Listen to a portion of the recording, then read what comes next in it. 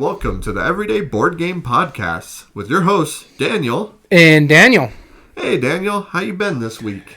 Tired. Tired? Yeah. Working hard, I see, huh? Actually, it hasn't been too bad this week, but I'm just recovering from the holiday stuff. Yeah, working hard. You know, this is, I'm not going to lie, this is some pretty lame banter. We should be talking board games or something, shouldn't we? We'll get into the board game discussion here. If you've been watching us live on Twitch, you know where we're going with this. We've done, in the past 3 weeks, we might do 2 episodes tonight. So in the past 3 weeks, I want to say 7 episodes? This would be the 6th episode in the last 3 weeks. Yeah. So because before Christmas, we did 3 episodes. Right. Which the last one should be going up this week. Right. Last week, before New Year's, we did 2 episodes, which should be starting next week. Right. And this one will be like into December, plus whatever we record after this. Right, exactly. So we're trying to come back full swing. 2022 is the year that we are really bringing in full swing of content for you guys. We want you to enjoy it, just because we know that people have been watching it. We've been actually looking over the data. Yeah, the statistics. And mind me if I give out some shout outs real quick. Go right ahead. Whoever is listening in Minnesota and Ohio, thank you, because those are easily our highest viewerships. Yeah, outside of our state. Outside of our state. Yeah. Our state is probably the highest so far.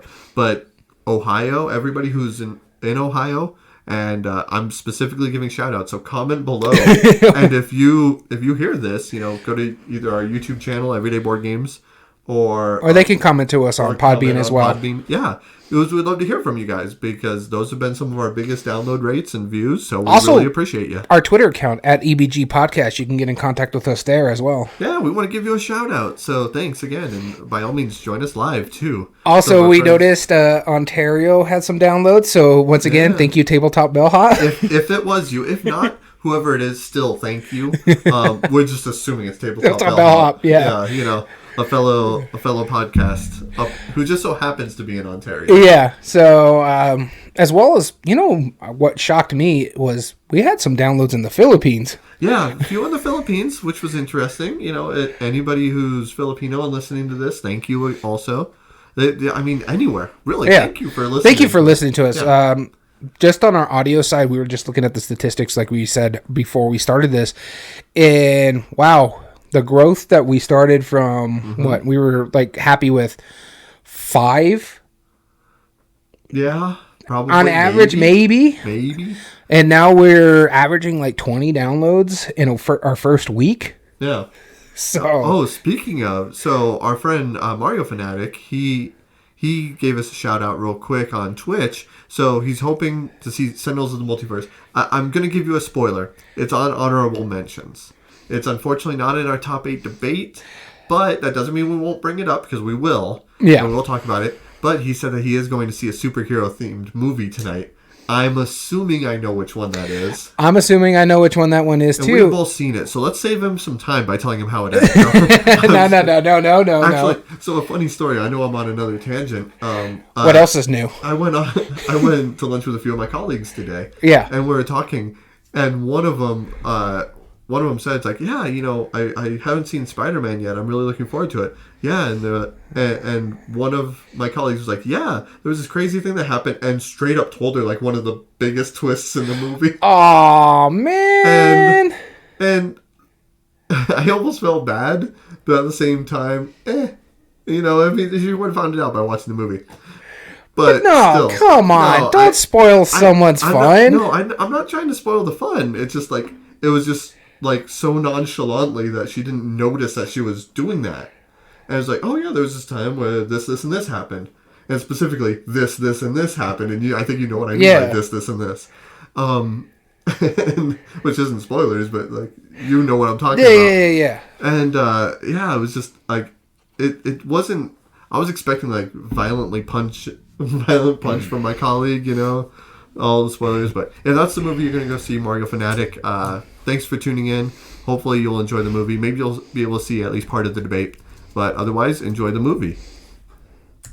Yeah, no, if it's the one I think it is, I enjoyed the movie. I'm a huge superhero fan. That's why I pushed for this one. Right, and it's convenient that this So that's one of the first movies I've watched in a long time. Yeah. And I'm not a superhero fan. No, but your family is. But my family is. Yeah. You know, and although after this movie, I told her, I was like, I don't ever want to go see a superhero movie ever again. Because half of it was just talking about stuff that happens in the universe. And I know nothing of that. Everyone was like, "Oh my gosh, look at this amazing revelation." I'm like, "About what?" Like they just said a quip. Like, yeah, no, yeah, I get it. They could do a better chance of it letting it, what it is where it could be standalone. That kind of ties into the rest of the MCU, but no, they everything just goes all out MCU. That if you don't watch something in the prior stuff, you're like lost. There's only one reason I would consider watching the older movies, and that's because one of my favorite directors directed them, Sam Raimi. And if he could do amazing things with like Evil Dead and Army of Darkness, I'm sure it's probably not that bad. And once again, welcome Illuminous, and let's see if he can predict all the superhero games.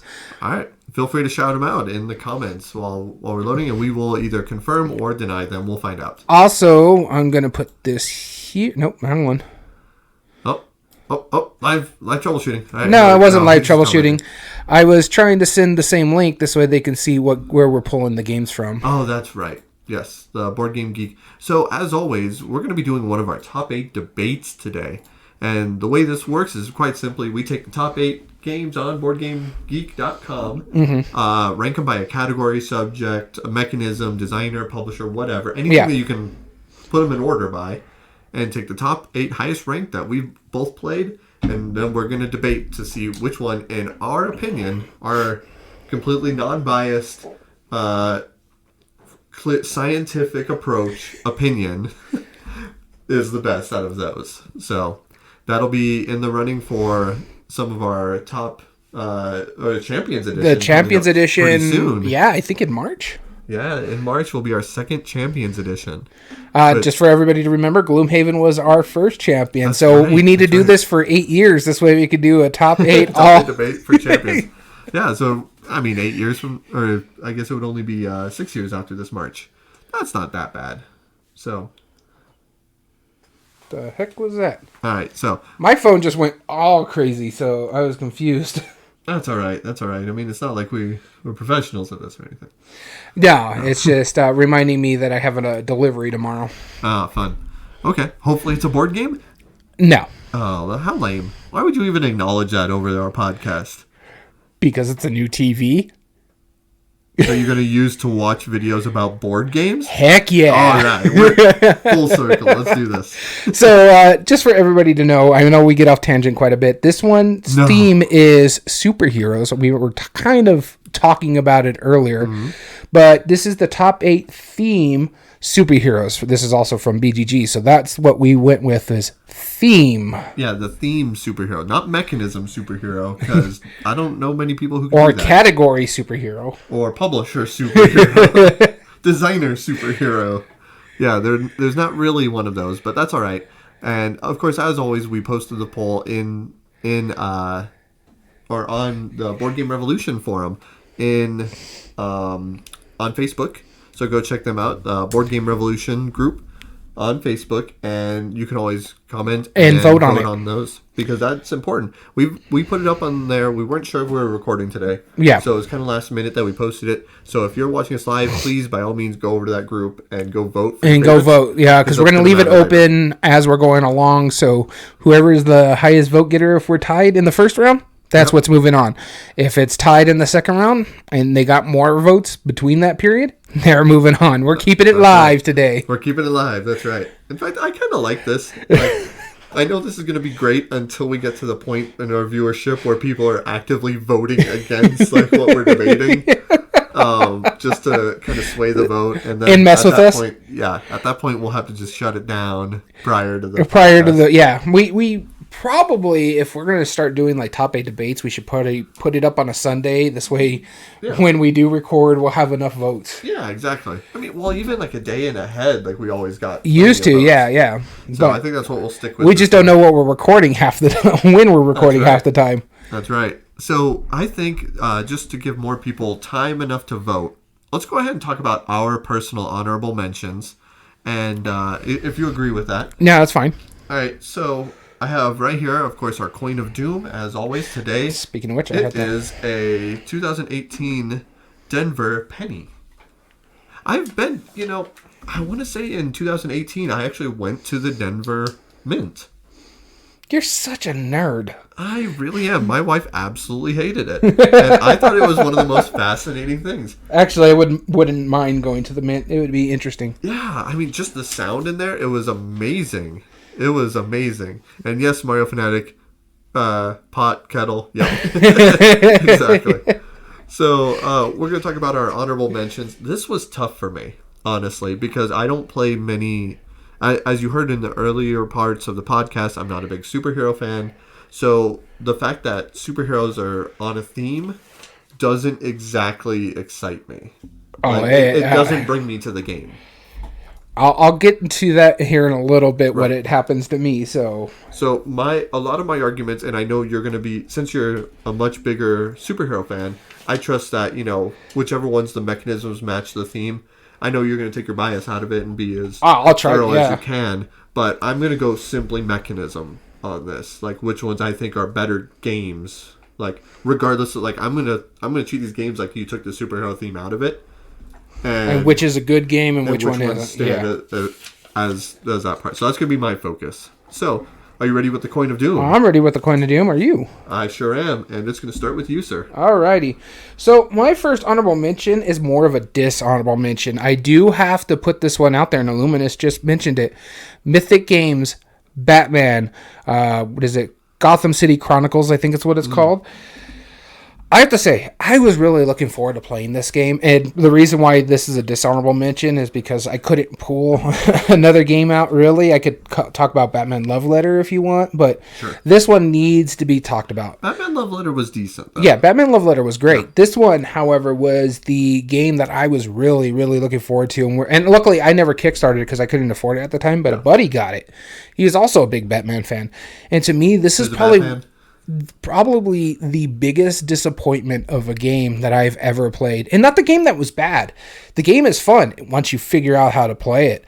But for that rulebook is the reason that it took me out of the game. That was one of the worst rulebooks I have ever read.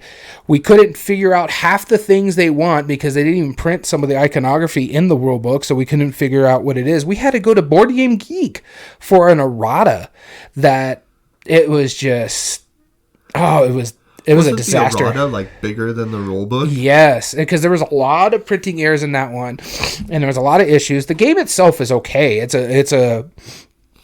kind of like almost TMNT, the dice one made by Kevin Eastman, and that one's pretty good. But this one had a whole river system based off the Conan board game, and it was.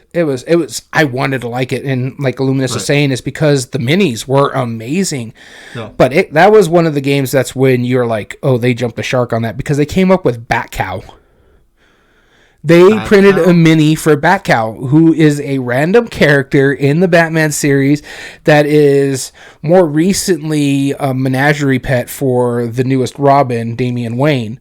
So, but yes, there is a Bat Cow mini in that game. Wow. It was $400 for the all-in, and that was just season 1. Then they came up with season 2. Wow. Okay. So but this was my dishonorable mention. I had to put it out there because I really, really wanted to enjoy it. Yeah. So, I'm not gonna give you any guff for that. Because I'm hoping you don't give me guff for this one. Because I know you're gonna.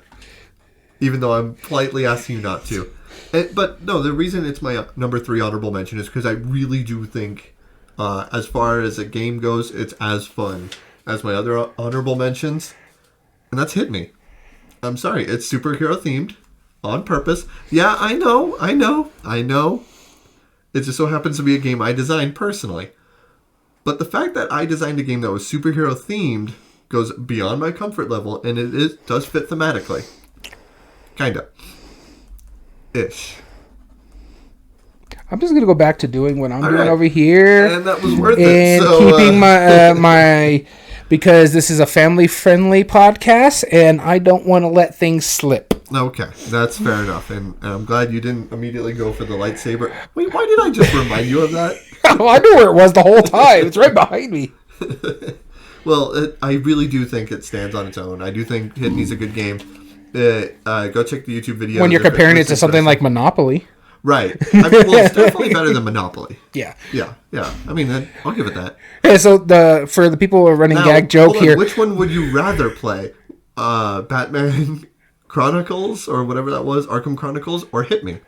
Batman Gotham Chronicles, because I am sick and tired of playing Hit Me, because I was about to mention the fact that was the game I sold for you. Hit Me has a better rulebook. I'll give you that. All right. No. So it wins as far as the rulebook part goes. If that were one of our categories. Yeah, but you Hit Me would lose in the art and production value. Well, no, our new art is quite nice. Well, is it printed yet with the new art? No. Then it would lose in the art and production category.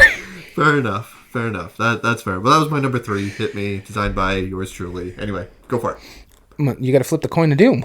Oh no. Okay, I see.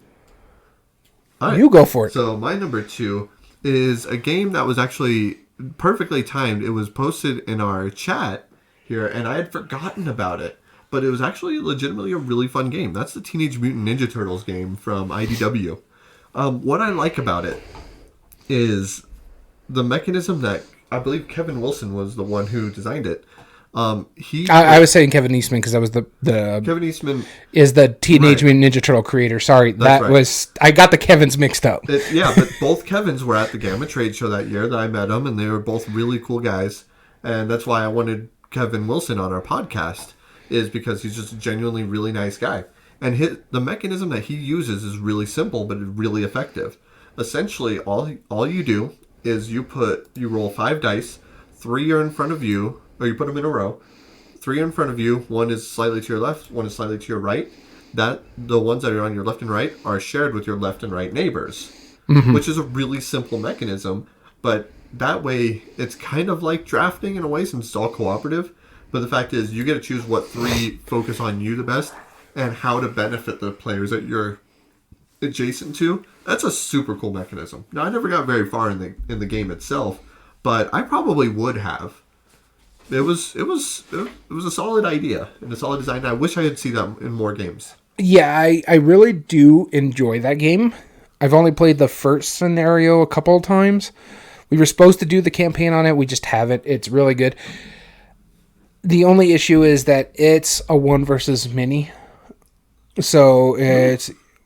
Yeah. Teenage Mutant Ninja Turtles is all cooperative. Yeah, it's all cooperative, but someone has to run the bad guys. No, you can have somebody who's actually playing as a turtle run it. Like, it's not so much an AI, but it's just more of upkeep. Yeah, so when we played it as a 1 versus many, someone... Oh, okay. Like a team versus that, because that's how it says if you want to play like the full 5 player, someone just has to control... Oh, the 5 player version. Yeah, no, if you just play 4, you can just do it as... Yeah, basically upkeep, yeah, but it was actually really cool. I love the dice sharing part of it. Yeah. The only problem is, if you dice share, you don't get to use that die yourself. Right, but I mean, that works, though. Like, yeah. It's also, like, part of it is that you want to be able to roll enough that's good for you, but you have to rely on your colleagues to do it.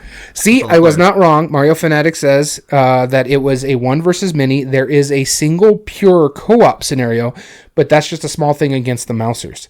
Oh, okay. Yeah, well, so like I knew it was a 1 versus many. Yeah, because I played it a 2-player with a Gamehead Geek. Okay, then I might have liked it better than as a co-op, it's really good, but it's just the 1 versus many doesn't really get to the table a lot, and that was my big thing with it. Is I really wanted it, but I have a 1 versus many that's been on my shelf of shame for like 4 years. That's true. It's 2022 now, so 6 years. 2016 is when I bought it. Okay. I was about to say, it's like, we only went through 1 year over 2 year. You know that, right? No. Yeah, I had to do the math. It's 6 years. Well, It'll be 6 years in October, so 5.5 or so. Yeah, give or take. Yeah. That's fine. So my number 2, and this is actually a honorable mention, not a dishonorable mention as the last one. This is Marvel Villainous. Mind you, I've only played this once. I love the mess out of Disney Villainous. I have a great time with it. For me, I don't really need to own Marvel Villainous because they play pretty much the same, even though it's asymmetric. Yeah. The only difference about Marvel Villainous is that you make a shared pool of fate cards. And so if you do like a fate action in Disney Villainous, you choose one of the players who you're going to pull from the fate deck. Gotcha. Okay. And yes, I already know about that.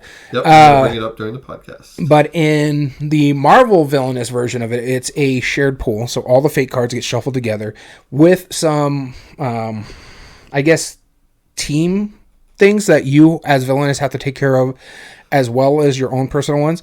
So whatever happens is when you pull a fate card, you pull one card and then you put it on whatever villain it's supposed to go to, or you put it in the pool in the middle.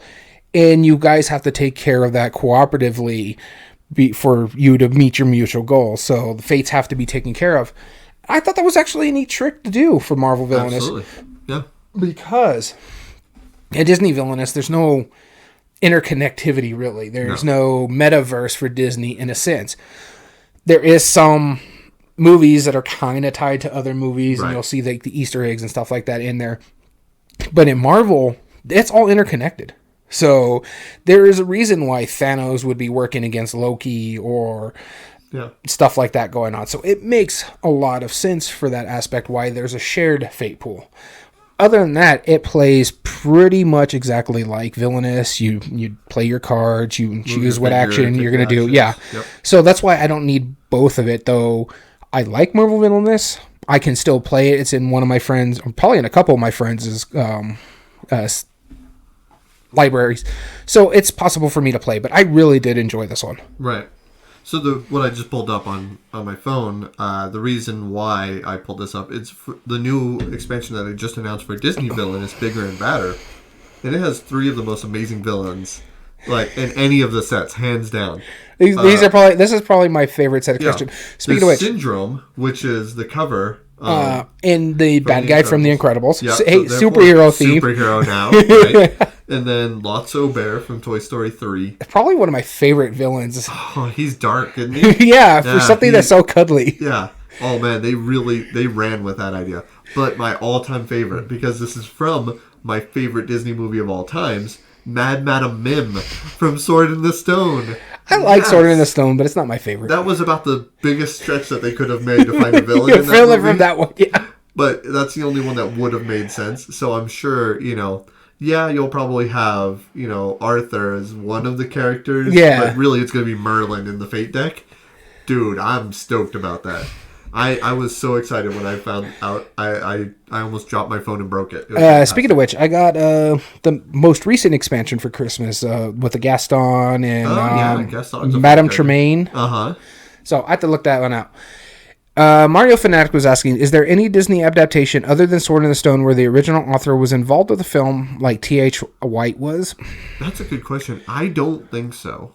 Not that I'm aware of. Maybe Winnie the Pooh, but I'm not exactly sure.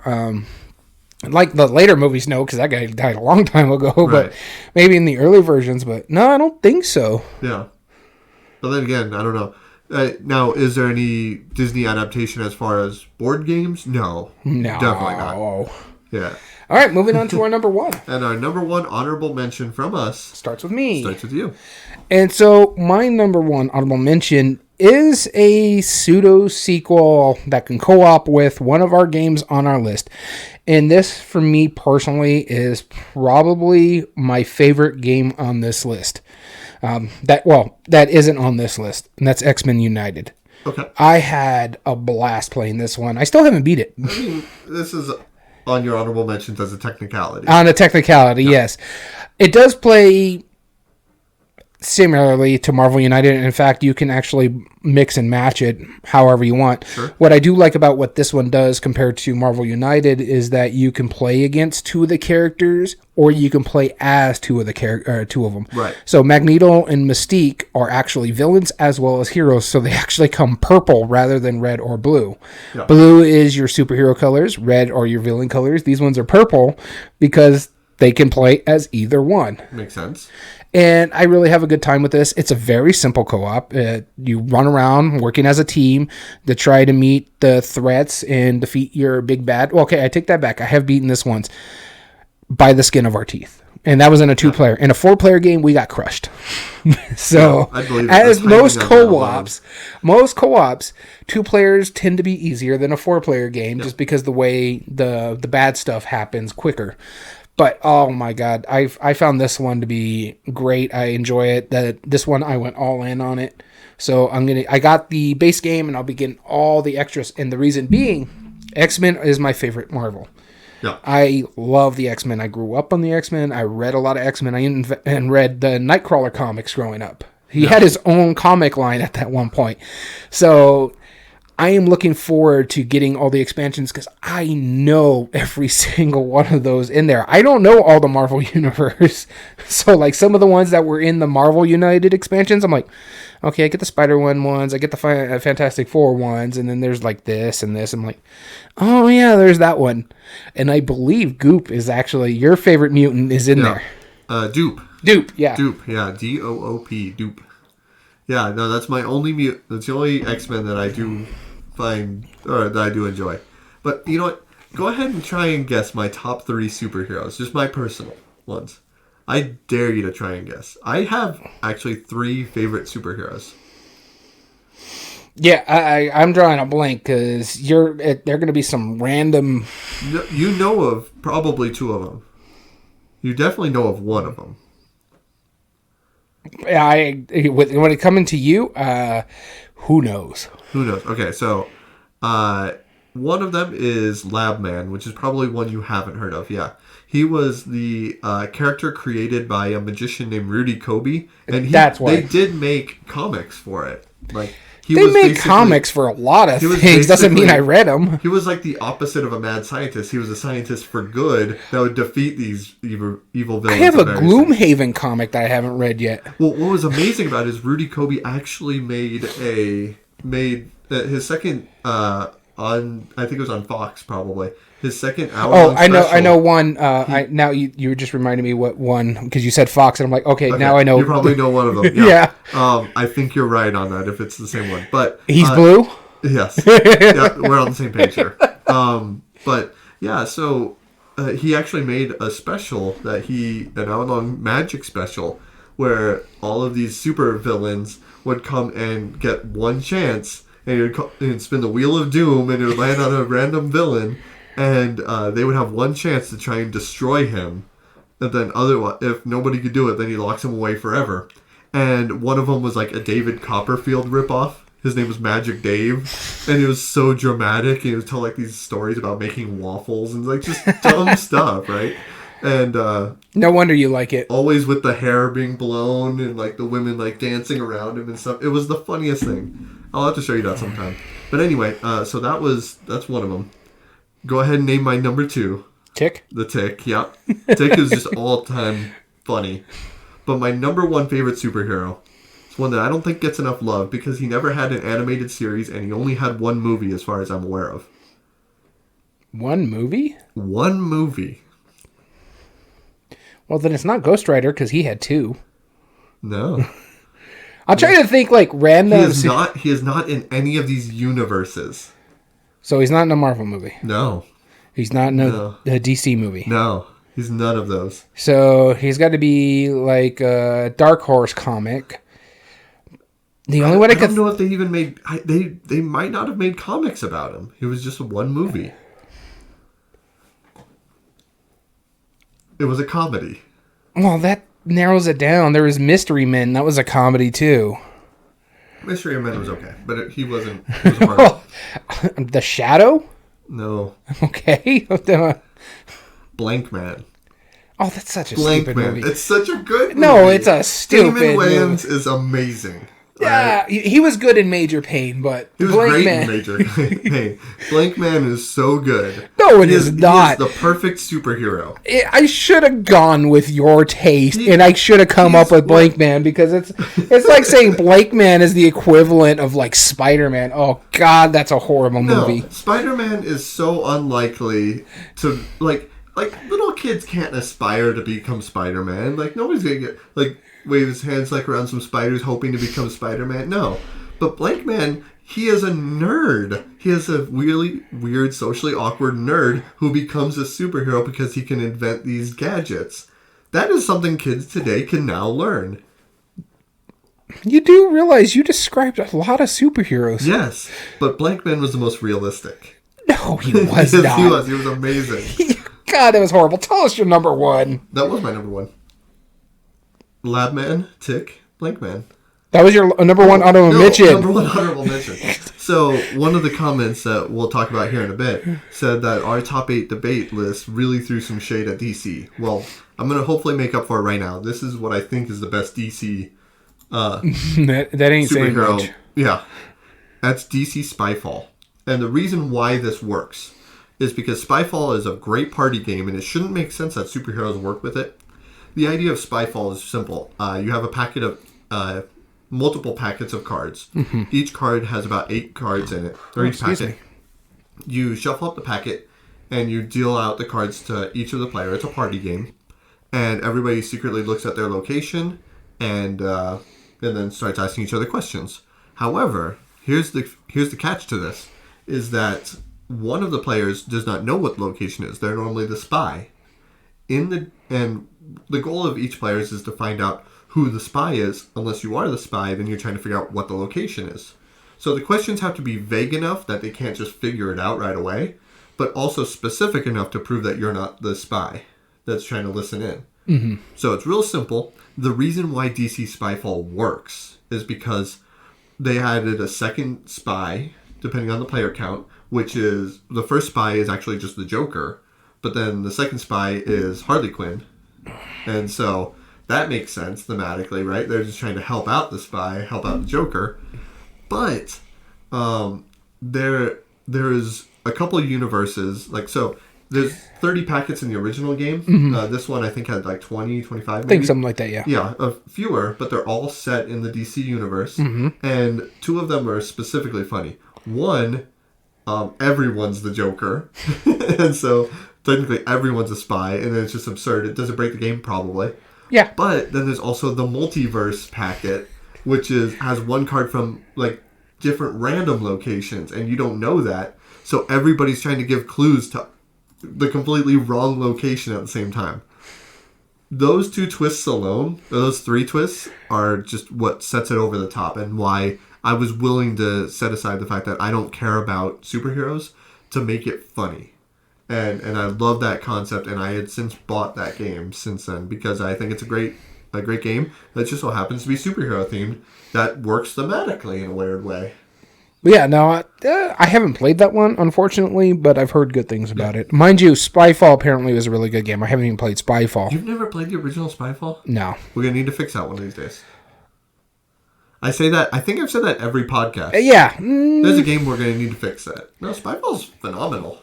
Yeah, I heard good things. I just haven't played it. But also, it's because it's along the line of social deduction. And I know I'm trying to be more open about it, but that one still gives me the heebie-jeebies. It's not social deduction, necessarily. Yeah, it's a hidden betrayer type thing. But yeah, it just... Yeah, I mean, you're not when I think about stuff like that in a party setting, it sounds like a social deduction game. Yeah, there's more to it. It's more along the lines of like a Codenames kind of deduction. So, with that being said, that was our honorable mentions, or one of them was my dishonorable mention. And your dishonorable mention on my list as well. Right. So wait, what's your favorite superhero then? My favorite superhero? Yeah, we talked about mine. Batman. Batman? I've always been a Batman fan, but I prefer Marvel Comics. So if I had to go Marvel-wise... Is it Batman Marvel? No, I'm just kidding. I'm kidding. I'm joking, people. I know that much. Pop quiz. You said someone was... I know that much. I didn't say I know much. Okay, so you're saying Harley Quinn helps the Joker out in Spyfall. Sure. Do you know what her real name is? No. Harley Quinzel. Why does that matter? Because all they did was shorten it to Harley Quinn just to make her sound like a Harlequin for Joker. It's literally... It's like, really? You came up with that? You know, that's just another reason why I don't like No, I'm just kidding. So Mario Fanatic, he said Professor X or Professor Xavier. Yeah. See, I know that much. I know that's an abbreviation. But if like I said, Batman's my favorite superhero because I really love that. But I'm a huge fan of the Teenage Mutant Ninja Turtles. I love the original comics as well as the newer ones that are. Illuminus got it. Harleen Quinzel. This is right. Harleen Quinzel. Oh. Sorry, but it's Harley as well. So, but yeah, it's just weird how they went with that. It's like, come on, you could have come up with a better name. I get it, it's the puns, but you know how I feel about puns. Yeah, that's almost as bad writing as Blank Man. I mean, no, Blank Man is horrible writing, but it makes me think about like Stan Lee in Marvel. They love to give the names that start with the same letters. You got Peter Parker, Bruce Banner. Yep. It's just like, come on. Well, yeah, Joker did. I don't know. All the superheroes, right? Yeah, but I enjoy this one. I'm really happy for this theme. I'm a huge superhero fan. I've owned a lot of the movies. Yeah. I pretty much own most of the MCU movies. I own a few of the DC movies, but they've been a major disappointment for me. Mm-hmm. But I own... Let me see here. Everything but 2 on our top 8 debate. Stop flexing your nerdism. Come on now. But let's go into the people's honorable. I haven't heard of Lab Man. What kind of superhero fan are you?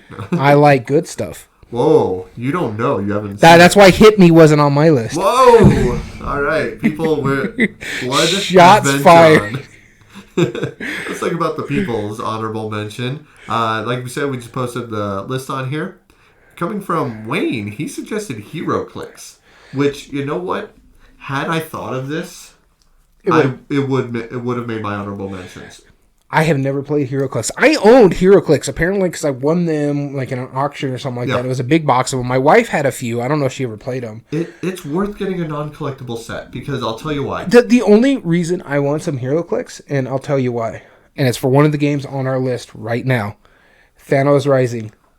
I want to get the HeroClix of the 4 main characters to use them instead of the little tokens. That's fair. That's a good reason. No, Thanos Rising. Oh no, the HeroClix. The reason why what makes it so cool is that obviously like the click part of it is the go-to collectible part, but and what makes it different than any other like little battle minis game because they could have just sold miniatures, right? Yeah.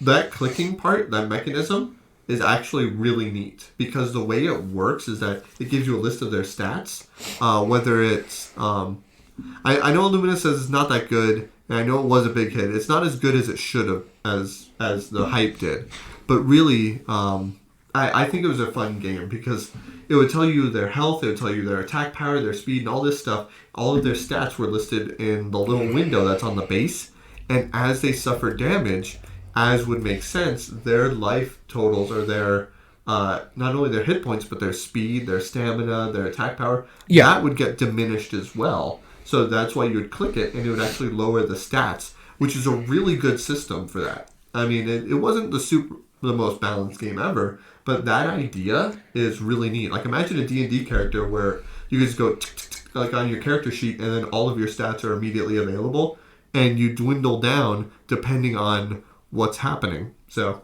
I think that's a good pick. I get why people voted for it, and I don't disagree with Wayne for putting it on their list. I've never played HeroClix, so I wouldn't know. Illuminus says it wasn't all that great, and I heard that. I heard some people say it's bad, but they still had fun playing it. So I get it. I don't know if I would want to pick this one up, but this made me think of another game. If you found a few at like a garage sale or something like a basket of it, it's worth a shot. I used to have some. We tried to sell them to the shop. They wouldn't take them. Well, what have you used? Yeah, but it's fine. But I do have to say, it made me think of another Marvel game that is a miniature game, and that is Crisis Core. Oh yeah. It looks good. I am not about to put that money investment into it.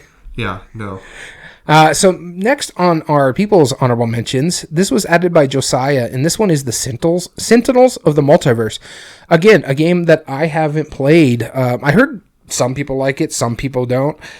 I have played it. You have played it. I know a mutual friend of ours, I think he owns it, but it's just not something that's gotten to the table for either of us. Mario Fanatic, unfortunately he had to take off, but yeah, he quite likes Sentinels in the multiverse. In fact, I think he has everything for it. Yeah, when I played it, it was just a lot of trying to figure stuff out. Like there was no move in it that seemed like you ever had agency in the game. Yeah. Like it always seemed like the most beneficial move was the most obvious. Like you'd play a card, it's like, well, I need to do a lot of damage, so let's just play the card that does the most damage. Like that's kind of how it always felt. But yeah, overall, I mean, I get why people like it. No, I get you. But I haven't tried it, so I can't really make too much of a aspect of it, but Here you go. Jerome says Kick-Ass, which neither of us have played. No, I do enjoy the comics. I really like the movie. Mm-hmm. So funny story about Kick-Ass. It was created by one of my favorite TV show creators, who also wrote it comics. And my favorite TV show was Babylon 5. Same guy who wrote the Babylon 5 in the full 5 seasons, pretty much controlled it. Wrote Kick-Ass. Interesting. Okay. I want to say his name is John Michael Bendis or something like that. I can't think of it off the top of my head for some reason. I know it. He also wrote some books for Babylon 5 and some comics and stuff like that continued the story. Mm-hmm. The reason why I mention that, they're rebooting Babylon 5 on the CW with the same creator. But as for the board game, I think it's a card game, if I remember correctly. But that's all I can think about it. It might have components in it. That's the extent of our knowledge. I know some people like it. I know some people don't. It's as much as I haven't really looked into it because the only comic book non-superhero game, or outside of like Marvel or DC, that I've played is the Scott Pilgrim deck building game. Yeah, which actually wasn't that bad. It wasn't too bad. I actually enjoyed it because I like the double side of it. Let me ask you a question. Do you think Power Rangers are considered superheroes?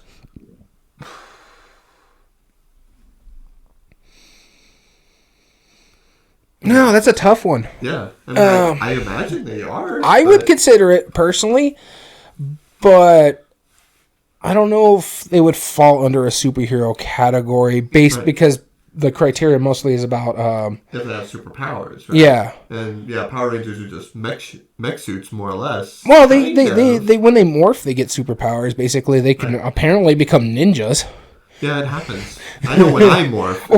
or was it I think it was like the 3rd or 4th season where when it had like a 12, 13-year-old boy, and then when he morphed, he became like 6 foot tall. Oh, yeah. That's like, what? I forgot about that. Yeah, that's a good point. Mike added... Oh, no, you said that one. Mike added Marvel HeroScape. Now, I've never played HeroScape. I want to, but I heard that one's a chore. If I'm not mistaken, HeroScape was remade into Arena of the Planeswalkers, right? That was... From what I heard about that one, the Planewalkers, is it was more of a... like an homage to HeroScape. Okay. Yeah, but it used a lot of the same function as it. That makes sense. No, Marvel HeroScape, I haven't played that one, but I have played Arena of the Planeswalkers. And I thought that was an awesome game. Like, the only problem that it fell into and why so many people were excited for it, but also very upset over it, is when they were expecting Magic. No, not that. When it came out, it took them 2 years to release 2.5 sets, really. Mm-hmm. One of them was just a mini expansion and 2 kind of larger sets. And that is not enough support for it. Yeah, well, it's also a huge game with a lot of plastic. Imagine trying to come out with that right now with the shipping crisis and stuff like that. Oh, yeah, it would be a pain. Well, Wizards of the Coast prints in the United States. I don't know if they did on that specific game, but most of their stuff is. Yeah, but most of their stuff is card stock. Right. They don't really do a lot of board games itself. Exactly. But no, it had some great stuff in it because you'd play as one of the Planeswalkers and you'd summon different creatures like in Magic, but then it'd be a tactile minis game. It was really fun. And I'm sad that I own all of it, but I wish I had more. And you were laughing at the next one that was added by Jolene, which is Smash Up. Do you agree with that? I mean, there was a superheroes pack to it. Well, there was a superheroes pack, And then they just released Marvel Smash Up. Ah, that's true. So there is a Marvel, just kind of like there was a Munchkin Smash Up. There is a whole big box set of just Marvel characters. Right. So it fits in this one. Right. I do enjoy Smash Up. I think it's a phenomenal 3-player game. It's an okay 2-player game. Anything above those two, do not touch this game. Way too long. It takes too long for what it is. But I think its sweet spot is a 3-player game. If you have only 3 people and want to try just something fun and ridiculous, I think Smash Up's perfect. However, the superhero pack, I like the jokey superhero pack. I haven't played the Marvel one yet. Yeah. That is a co-branding with AEG and USopoly. Yeah. But the superhero pack was hilarious. Yeah, it really was. It was genuinely fun. So, moving on with Smash Up, I guess that was it for us. Let me just do a quick refresh to see if there's any more additions. And Illuminous also said John Wick style board game Vengeance, which it could be.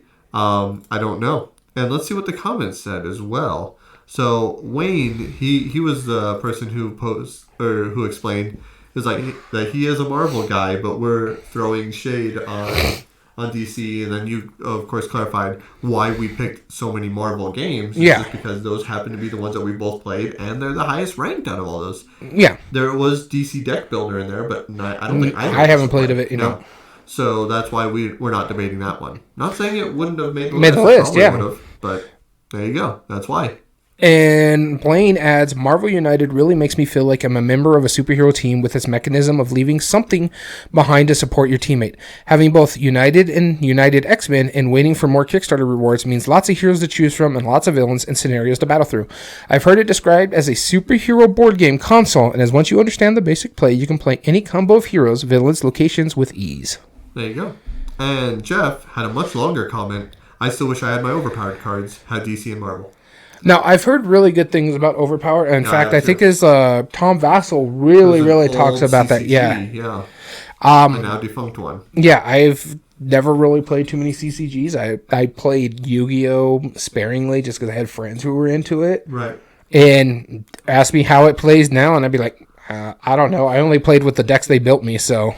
You know, to talk about old defunct CCGs, this is, I know, another tangent. But Wise Wizard Games, you know their game Epic? That they follow up? That used to be a CCG, which if you ask them about it, they will refuse to talk about. What, Epic or the fact that it was a CCG? The fact that it was a CCG. Because it was designed by the same person, because you had a Magic background. Yeah. And it was, the whole premise of it is that you could buy 2 15-card boosters, shuffle them together, then there is your deck. And it was playable with just 2, which is a great idea. Yeah. But it was kind of pointless to make a collectible game like that when you don't have to collect it. Yeah, exactly. And you can just play it straight off the bat. But at the same time, it's always funny bringing that up because, and as much as I really like Wise Wizards games, like their stuff is really good. Epic was terrible. They've only had, what, 3 games? No, they've had, like, Sorcerer. They've had quite a few. I know of 3 games. Epic, the Epic Failure. And then, of course, you have Hero and Storm Realms, which are pretty much the same game, just different theming. Yeah, and then there's also Sorcerer. And they've made a few others, too. So, Illuminous, I have the second larger, not the first large box, the bigger, geekier box, not the biggest, geekiest box or something like that. And I have everything but the Marvel Smash Up. I just don't have that big box yet because I'm like, I don't know if I want to get the big box because it's just going to give me 2 of the same factions. Yeah. Yep, you'll have to get rid of that one. But he did vouch that DC Deck Builder is really good. I do want to try it. I just haven't gotten around to it. And so, that being said, and no, you have all of the comments read, so let's tell them our top 8. So our top 8 debate, once again, is the theme superhero games. And so our number 1 seed is Marvel Champions. The fantasy fight game, so you called it Illuminous. And it's going to be going up against our 8 seed, Pack of Heroes, a hero card game made by Phil Walker Harding. And the only one on our list that is not Marvel. Well, technically, there's 2 others that can't be Marvel, or they could be whatever. They could be other than Marvel. Yeah. But really, it's not Marvel. Yeah. Our number 2 seed, Marvel Legendary. Actually, the full name is what is it? Legendary, a Marvel deck building game. Okay. Sure. Marvel Legendary is what I'm going to call it. And it's going up against the number 7 seed Munchkin Marvel. Number 3 seed Marvel United. Going up against DC Funkoverse, just to be different. Yeah. Yeah, even though Marvel was, I think, ranked higher, or was it the DC one? No, it was just Funkoverse, I think. Oh, Funkoverse in general, yeah. But they did have the Marvel that just came out, and yeah, DC happens to be one of them. Well done.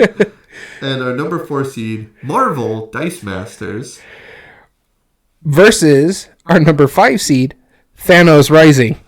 Marvel Thanos Rising. No, it's just Thanos Rising. I'm looking at the box right there. I know it's always... Oh, goodness. Okay, so we're going to be arguing a lot about... Marvel. A lot of things that I don't understand about superheroes, but that's fine. I can argue the mechanisms. Yeah, no, and that's the main thing is like, it isn't just about the theme. This one, we just went with theme superheroes, and it just so happened that Marvel was at the top of the line.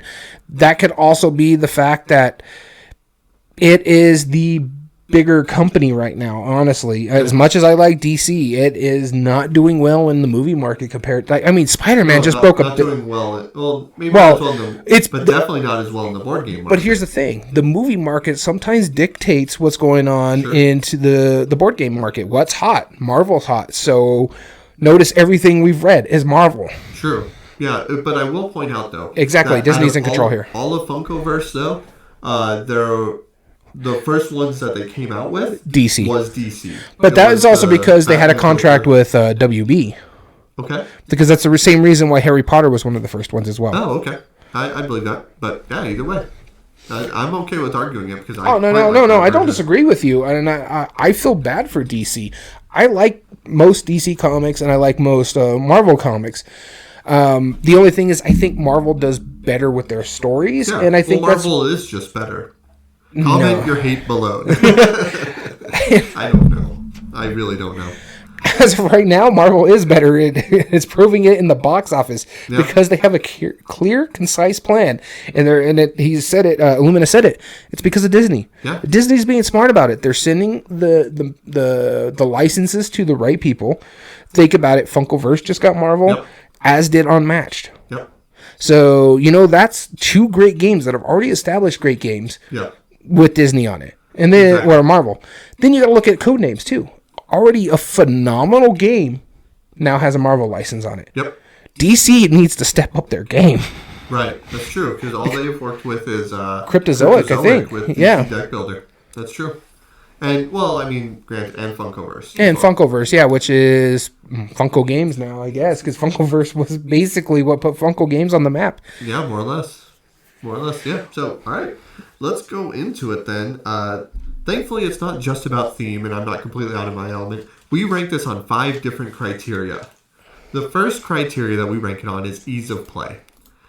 We determine how simple and familiar the mechanisms are, how likely it is to get to the table, either by the theme, which is a wash for everything, or, well, maybe. Well, maybe, because it's theme matching the mechanism. Maybe the mechanisms, yeah. Right?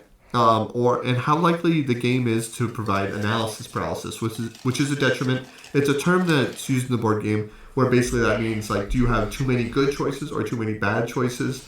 And you have to really rack your brain to decide what to do. That's analysis paralysis. And you move on to our second criteria, which is replay value. It includes length of time and scaling well. Does a 2-player game play relatively the same as a 4-player game? The minimum number of plays for the full experience, whether this be, if it's a campaign style, you got to play 20 different games to get the full experience. Or is it something like chess, where you know how to play the game, but then it's going to take you a lifetime to master it? Exactly. And finally, the expandability. This includes an already existing expansions. We talked about Smash Up earlier. They have a lot of expansions. Up to 1 possible future expansion. We go back to Space Base about this. We always said there was a Volume 1, so we were going to assume there was a Volume 2, which they just recently announced.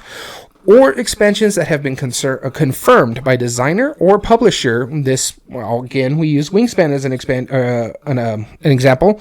They've always stated, Jamie Stegmaier and Elizabeth Hargrave, that they're going to do an expansion for every continent. That's right. Next one is meaningful choice. How will your choices impact your long-term strategy? How will they impact other players' strategy?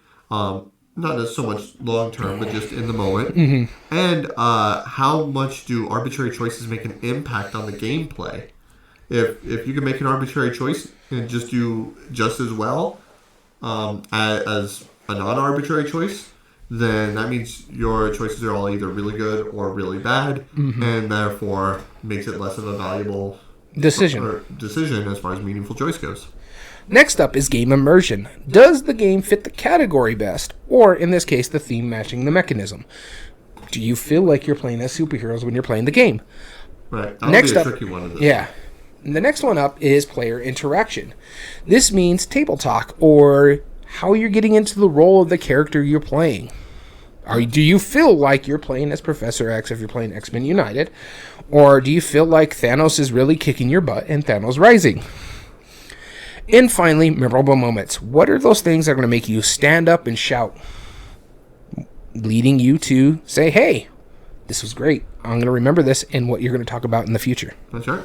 And finally is the art and production. Specifically, of course, the art, it's... this is going to have subjective, a lot of the same art, but it is subjective. But some can be done better than others. Yeah. The pieces and components, how will the quality of the pieces go?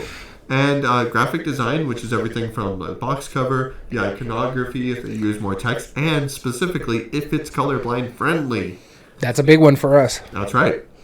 And finally, if all else fails and we can't come up with a winner, a concise winner, that's why it's very important you go to the Board Game Revolution page on Facebook and vote in our poll, because you are the tiebreaker. You decide which one moves on. Cool deal. So with that being said, are you ready to get into the very first round? And that would be Marvel's Champions versus Pack of Heroes. All right. I know I'm ready.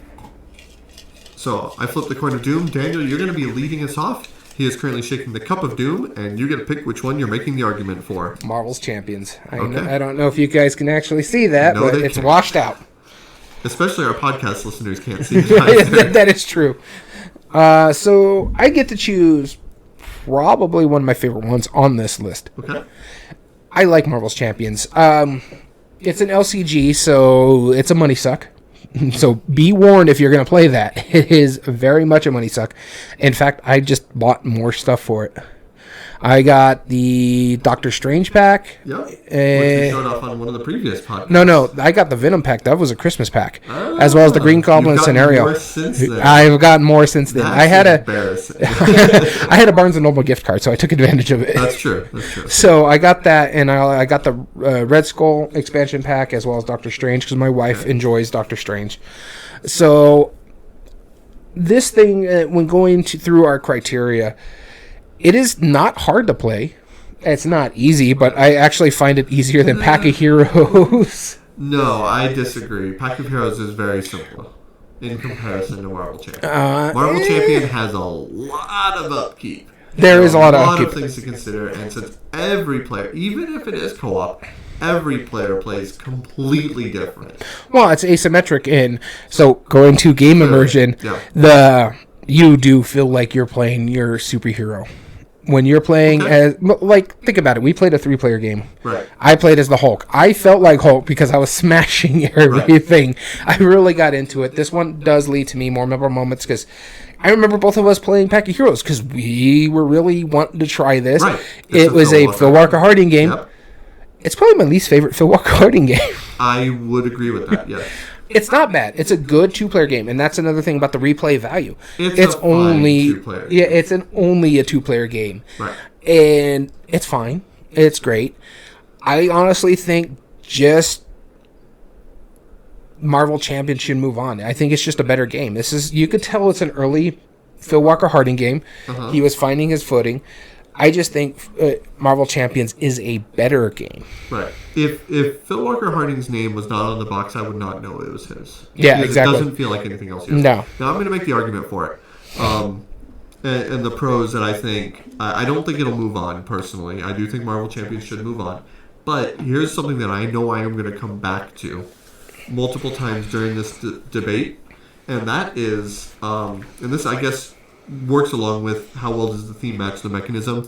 and that's specifically how much does the IP on the game make me want to look into this IP? Because I'm an outsider, I admit that. And playing the game, what is the likelihood that I want to look more into it? Which is something that happened with Firefly and Star Trek: The Original Series. Well, you're screwed in this debate. I have actual good ones that I know, but I'm just saying because you're saying like the IP getting into 1, 2, 3. No, right, exactly. It's only Marvel. But no, what I'm saying though is that like the game itself, which one gives me a fun enough experience to make me want to get into the theme, and that is technically an advantage for Pack of Heroes, is that it doesn't have all this preconceived notion with it. It doesn't have this whole universe that everybody, like anybody who's not a Marvel fan probably would not look into any of these Marvel games because that's just not their thing. Yeah, no, I like agree. Myself, I not learned them for the shop or a friend showed me or played with a group, I probably wouldn't have seeked them out, which is fine. Pack of Heroes gives you that same idea, and I think that's why Sentinels of the Multiverse was so popular, is because it's like, look, it's not tied to a theme. You can still have the fun of superheroes, but you don't have to worry about understanding the lore or the backstories of any of it and to why they're doing that. Even though there is lore in it. Right. With that being said, that is the only pro I would say for Pack of Heroes. I was incredibly disappointed in the game. The art is not that great. The art is fine.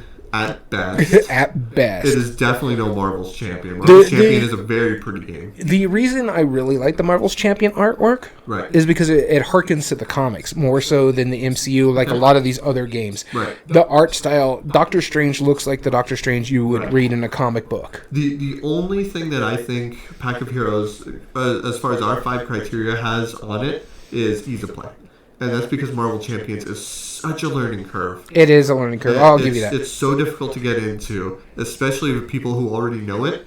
I mean, there was 20-minute turns like at one point, like where I wouldn't take my turn for like a good. And the first time I played it with our mutual friend, and it was a group of us, probably 3 or 4. He had played it multiple times. He basically told us how to do everything during our turns, which is not a knock on him. He had to because of how differently everything worked, and I just didn't have the slightest bit of fun playing. I think for me it was easier to pick up because I play a lot of the Arkham Horror LCG, Sure, and this basically plays off of the Arkham Horror LCG. Gotcha. So you have that background. I have the background. That does make sense. Yeah, and I played some LCGs before, but yeah, not. No, not these those play completely different than the LCGs. Yeah. Yeah. Okay.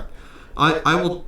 That makes perfect sense because it was definitely a chore for me. Yeah, the only thing was and I remember multiple times waiting like 15, 20 minutes back to my turn, and then I'd play like 2 cards. I'm like, I got like nothing else, and then my turn would be over in 10 seconds, and then right back to a 15-minute wait. It was dumb. No, I really enjoyed it. Okay, I do agree it should move on, but I will be counting that against it later on. Not taking your bias out of this, anyways, huh? No. No, so, I agree that it should move on. I do think it's a better game. That will be a counter to it in the future. I just don't want you to be surprised. Oh, I know. Our next one I know how you feel Marvel about that Legendary game. Versus Marvel Munchkin. Battle of the Marvels. Which probably is going to be happening a lot. Yeah, I'm sure this will be a marvelous argument. Oh, God. I'm sorry. It had to happen. No, yes, it did not have to happen. All right, so once again, I will be starting us off for this argument, and let's see which one I argue for. Legendary, a Marvel deck building game. Legendary, a Marvel deck building Marvel. Brought to you by Marvel. Marvel, trademark. Marvel. Marvel. No, Marvel, this is definitely the game that should move on. And because Marvel Munchkin, it did some good stuff to it, and I'll explain why it did better than most Munchkins. But this is, for one, put Upper Deck on the list as far as a game company. Yeah, because the only time I ever knew about Upper Deck was sleeves. The trading cards. Yeah. Well, no, not even sleeves. Yeah. The baseball, NHL, because I used to collect those as a kid. Mm-hmm. Yeah, and I appreciate the fact that they decided to branch out into the board game universe. And with Marvel, that's a strong, hard hit. But not only that, it's a good deck builder. It's a fun game. It plays pretty fluidly. The only problem is the setup is obnoxious. Oh, like, God. getting the setup, choosing your scenario. That is not the only problem with it, but that is a big one. That's the big S problem, in my opinion. Really? You think there's a bigger problem with it? Yep. Okay. The one rule everybody ignores. Oh, yeah, okay. No, I forgot about it. You're right. You're right, because technically there's one winner in a fully cooperative game.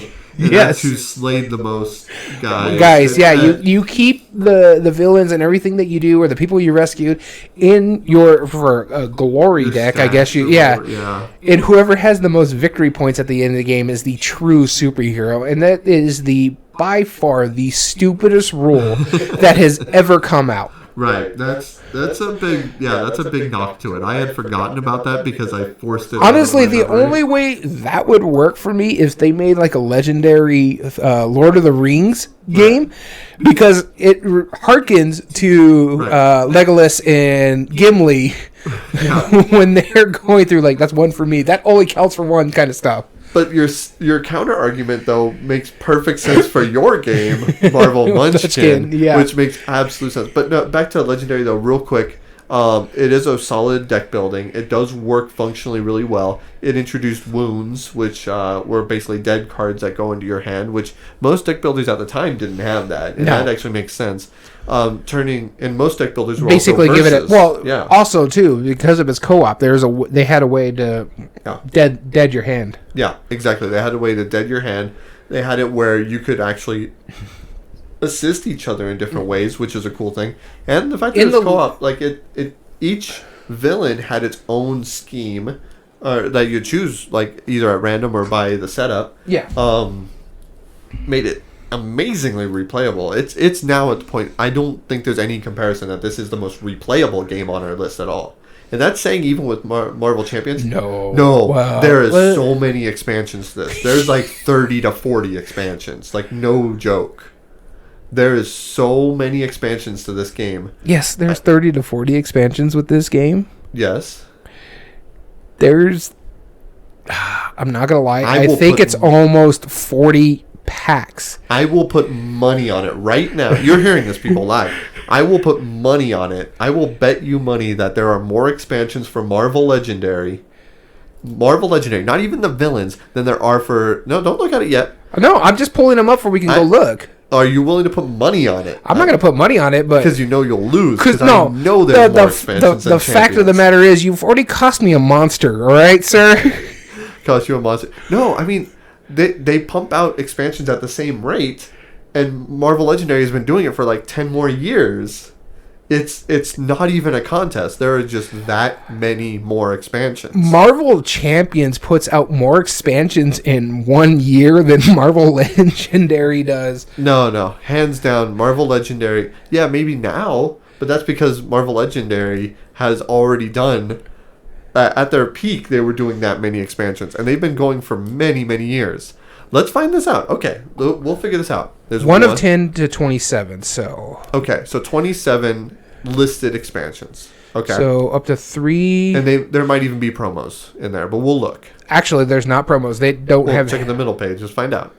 Just in case. I just know, because I'm collecting this, so there's not any promo. One promo. Where's the promo? Right there. This one? Yeah. Oh, is that That's a set. That's a modular set. That doesn't really count as expansion. So we'll say 27. Okay, fine. 27. Marvel Legendary. Let's find out. Okay, first off, also, you got to look at the fact here. Where is the date this came out? 2019? Yeah, 2019. It's already got 27 expansions. Which is also stupid. That is terrible for bear. That gives such That's a why barrier it's an LC. That is such a barrier. I mean, but I won't fault Fantasy Flight for claiming 36. That they support it. 36. Need I say more? Boom. Okay, you're more off expansions. By what, 9? It doesn't matter. I won. Okay, wait, here's the thing. You're leading by 9, right, on expansions? Okay. Yeah. 2012. Right. So what? Yeah, so 10 years. That's Marvel Champions has 27, and it's only they're going into 4 months. And the expansions, no, most of these are hero packs. Yeah, hero packs. That's packs. It. The Marvel LCG for you folks. Big packs, though. Yeah, but I think they're also considering, like, are they considering the villain one as a... No, this is all just Marvel Legendary. Marvel Legendary Villains is its own beast. Yeah. That they were also supporting. You If you counted all of the legendaries that were just superhero themed, but here's my argument against Legendary.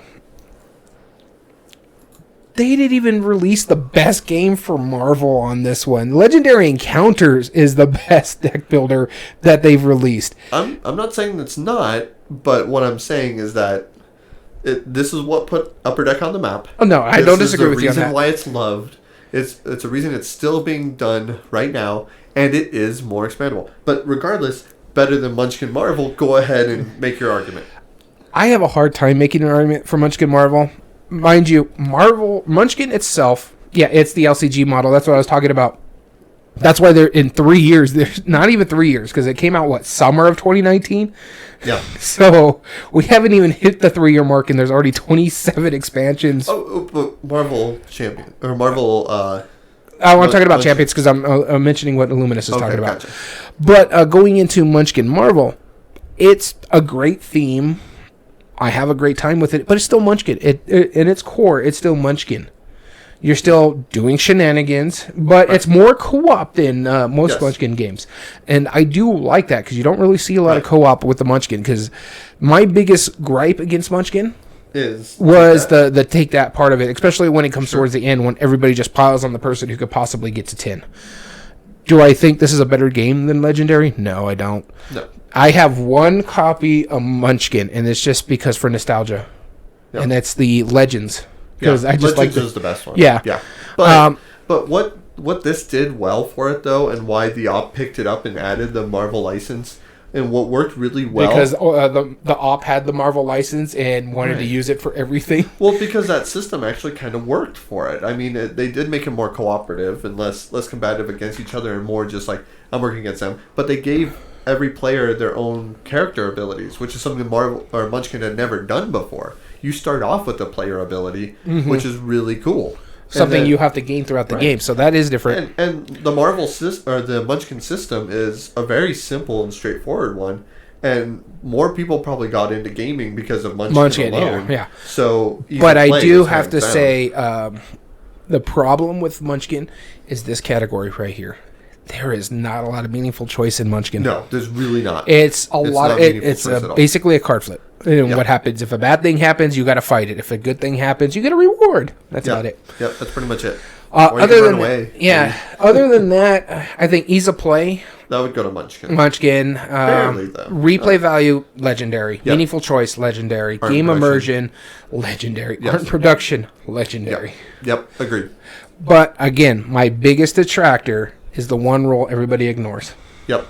And that will be coming back soon, I'm sure. Oh, yeah. Legendary Marvel, a Marvel deck building game. Sorry, whatever it is. Legendary, a Marvel deck building game. All right. Going into our next round, we will have Marvel United versus Funkoverse. This is going to be a knuckle dragger. Yes, it will. Because I know which one should clearly move on. Oh, hell no. You don't think I know? You'll be making the first argument. I hope you draw Funkoverse. It's funny because people think I probably hate Funkoverse. I'm actually okay with it. It sure sounds like it from time to time. Again, this is why we did that compare and contrast. I just think Unmatched is a better game. Yeah, but we're not talking about Unmatched right now. Take your bias out of it, sir.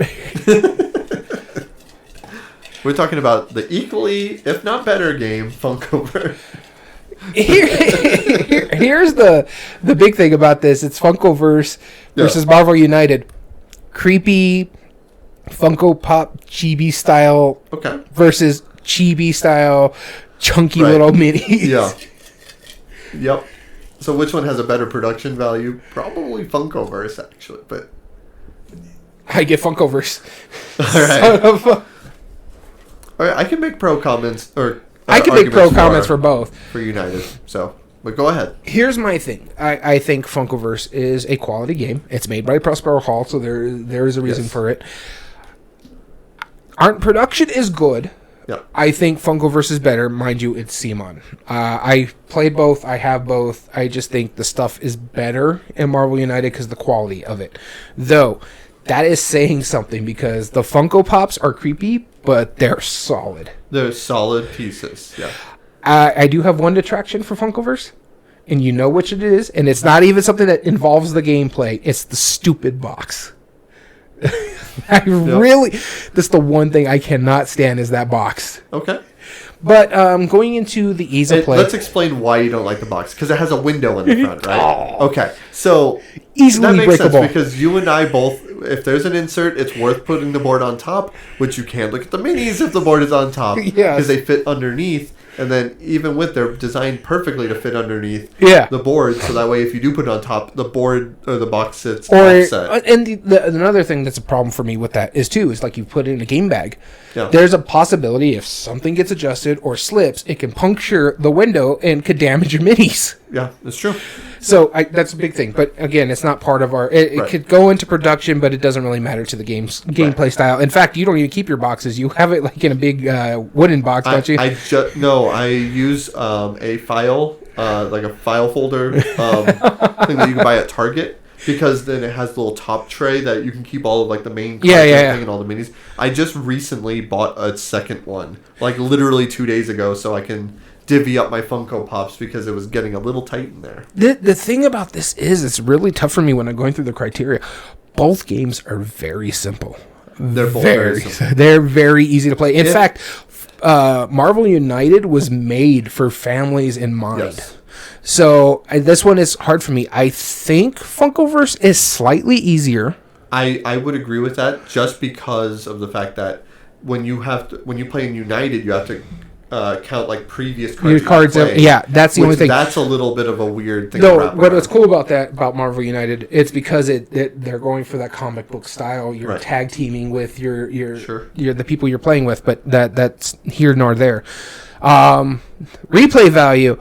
Now, this one's fun that we're going to have to argue because Funko... We're going to have to actually look into how many expansions there are. I know that there is more than 50 Funko characters. More than 50 Funko characters, yes. Right. I don't know if there's more sets for Funkoverse because every Funkoverse theme is compatible with everything else. So everything is an expansion to the game. And the same could be said for Marvel United, right? Who just had a recent Kickstarter for X-Men United and everything with that. So we'll need to see it. We'll actually need to go in and find out which one has more expansions. Okay. We'll do that. We'll look at that in a minute.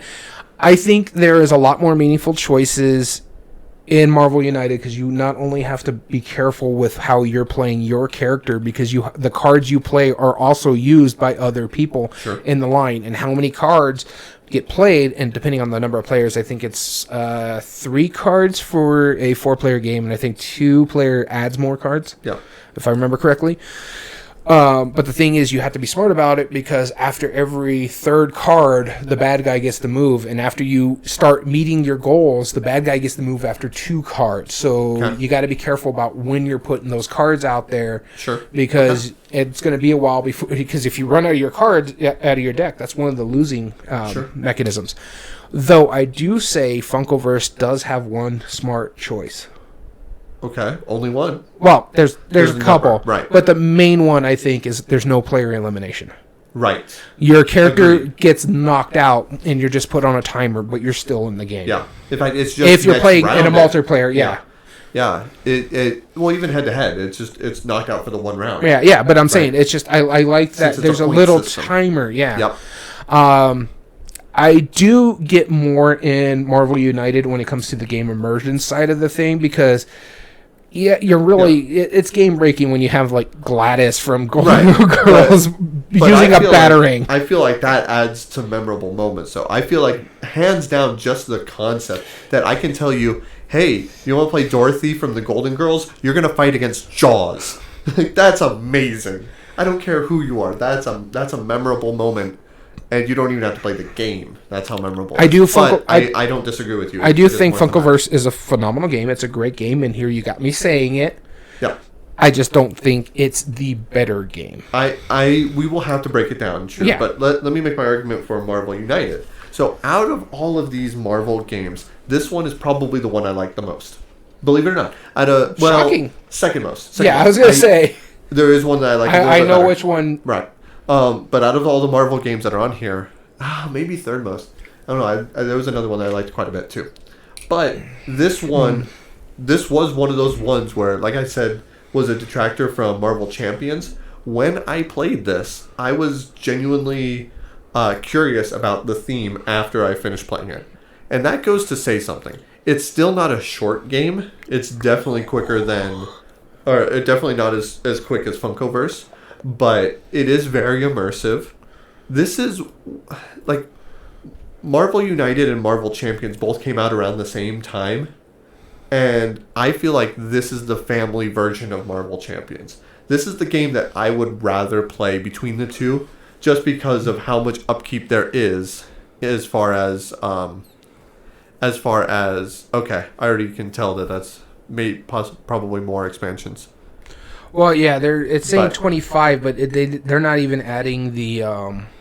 Yeah, that's more expansions for this then. Yeah, I can tell you that right now, but I don't know if that necessarily wins replay value. We'll go over it. Yeah, no. I'm just looking at all this. Right. So, okay. Well, we'll have to look into that. You would have to look into the Funkoverse universe. Yeah, well, I am on the universe. This is right, all but not expansions, like just compatible games. Yeah. Anyway, once again, there's reasons I like Funkoverse significantly better, but out of all the Marvel, like if this was United versus Marvel Champions, United is hands down better, in my opinion. I don't disagree with you on that. Honestly, I just think it's a better game. It's easier to play, and it's good. So there's a lot of really good points that I feel like we're going to be talking about more later. So let's talk about ease of play. That's Funkoverse. Slightly. Yeah. It's not saying Marvel United is difficult. It's definitely easier than like something like Champions, but it is. Replay value. Now, although expandability. And I think minimum number of plays for full experience would probably go to United. Yeah, I agree with you on that. But just barely because of the fact that... Okay, so here's the thing where I think Marvel United wins in replay value. Okay. Is because the length of time and scaling well. I think Funkoverse is best at only a 2-player game. It's fine as a multiplayer I game. don't like it as a multiplayer. No, it's no different than playing like Magic as a 4-player. You know, I don't disagree with you. It really is a 2-player game. But what it really excels at is it's incredibly fast. That's why Marvel United is fast, even for a 4-player game. Marvel United is not fast. No, it is too.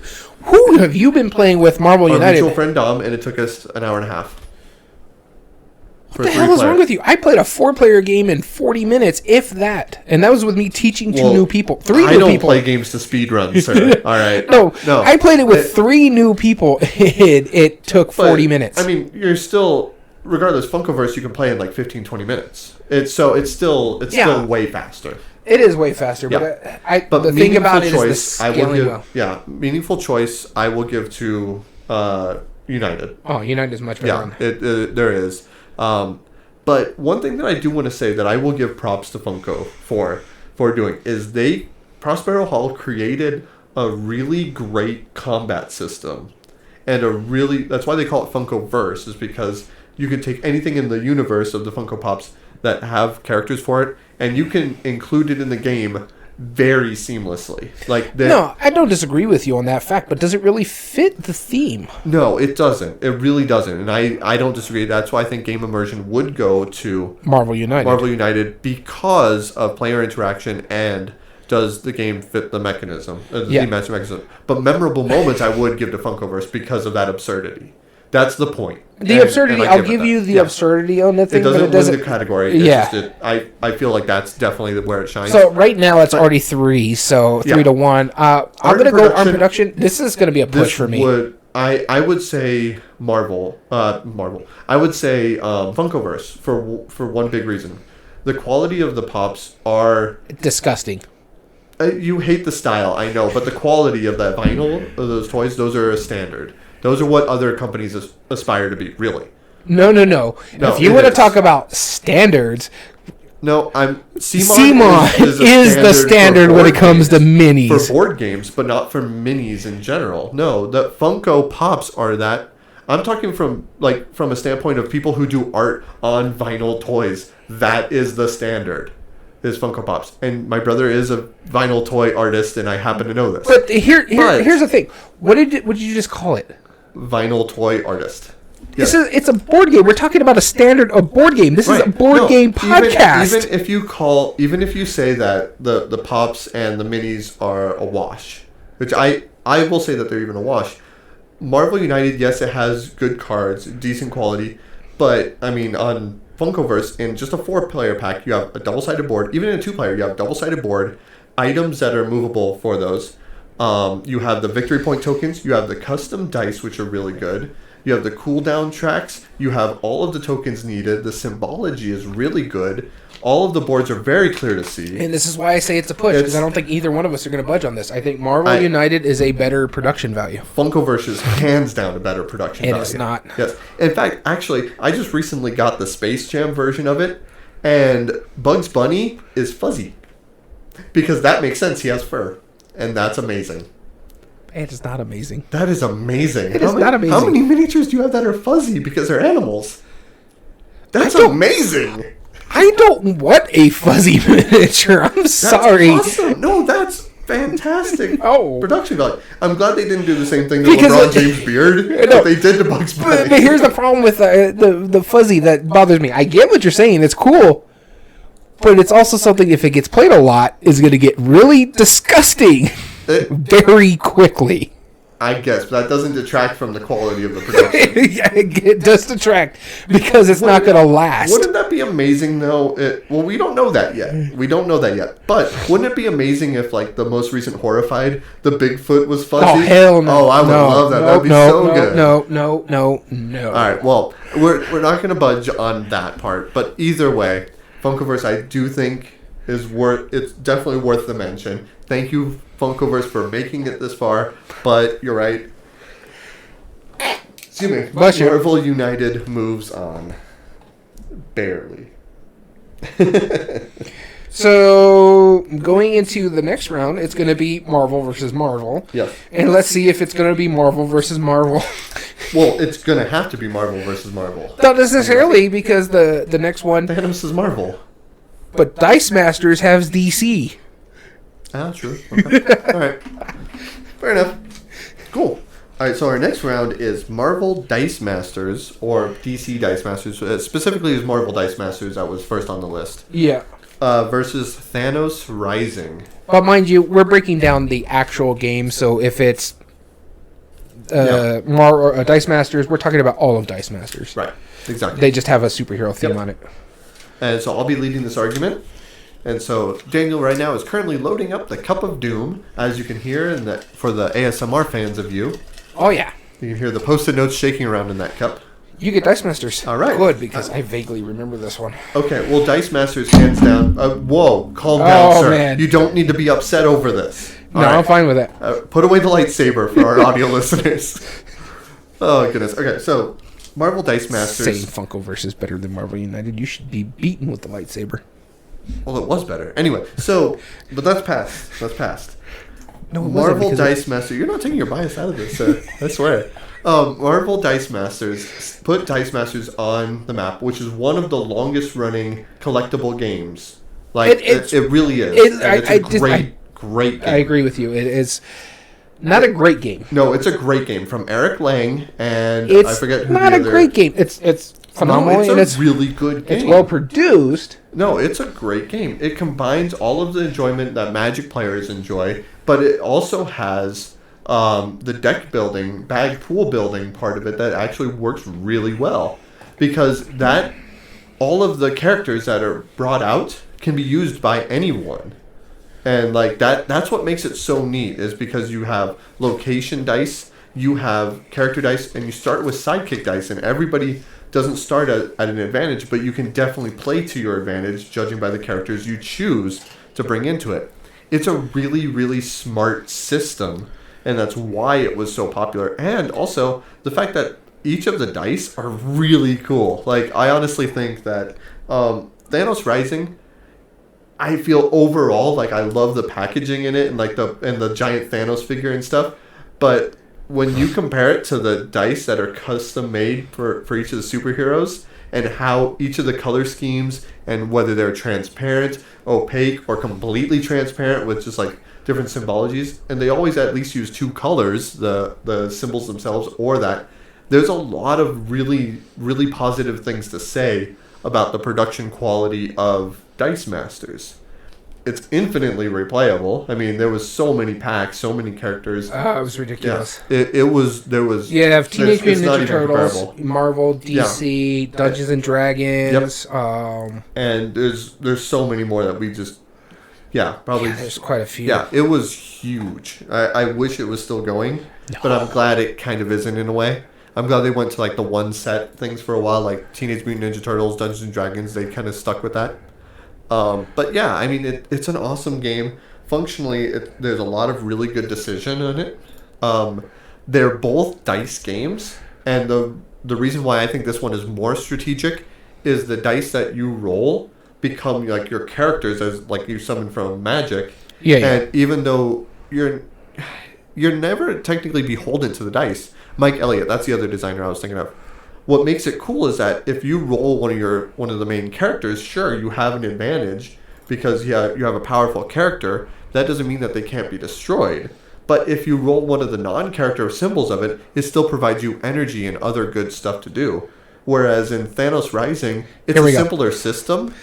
But the problem is, if you roll badly, you're screwed. You don't have a way to mitigate that. You have some slight mitigations, but really, I mean, like there's not a definite way to do it, which is kind of the point. I mean, it's a cooperative game. Yeah. It's made to be difficult against the AI. This is where I feel it jumped the shark. Oh, right. Okay. So they made Warhammer as well, and Yu-Gi-Oh, which was an older one.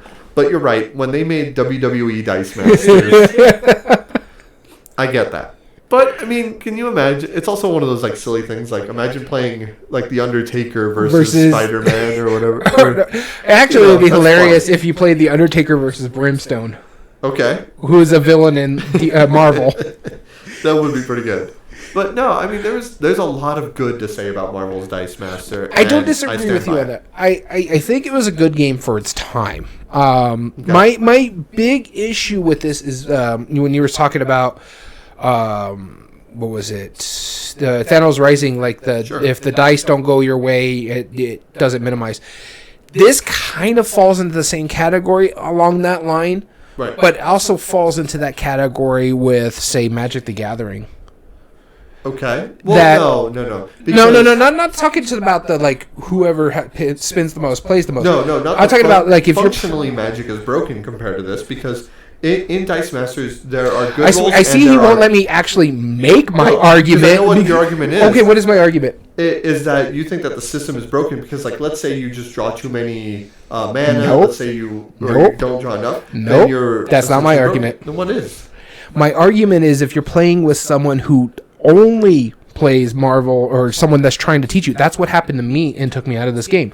I played with someone who was really into it. Okay. And they were teaching me, and they thrashed me. Okay. Because I wasn't too familiar with the mechanism. And it's the same thing with Magic. To the point where Dice Tower was talking about it, that if you're going to play Magic the Gathering, don't learn from someone who's in that world. Yeah, because they won't let you win. Or not letting win. They won't teach you all the tricks of the trade, basically. They won't let you... It's basically trial by fire. And I almost wonder if that's just a byproduct of the fact that it was a collectible game. That was my thing, is because of the fact that it was a CCG type game. Right.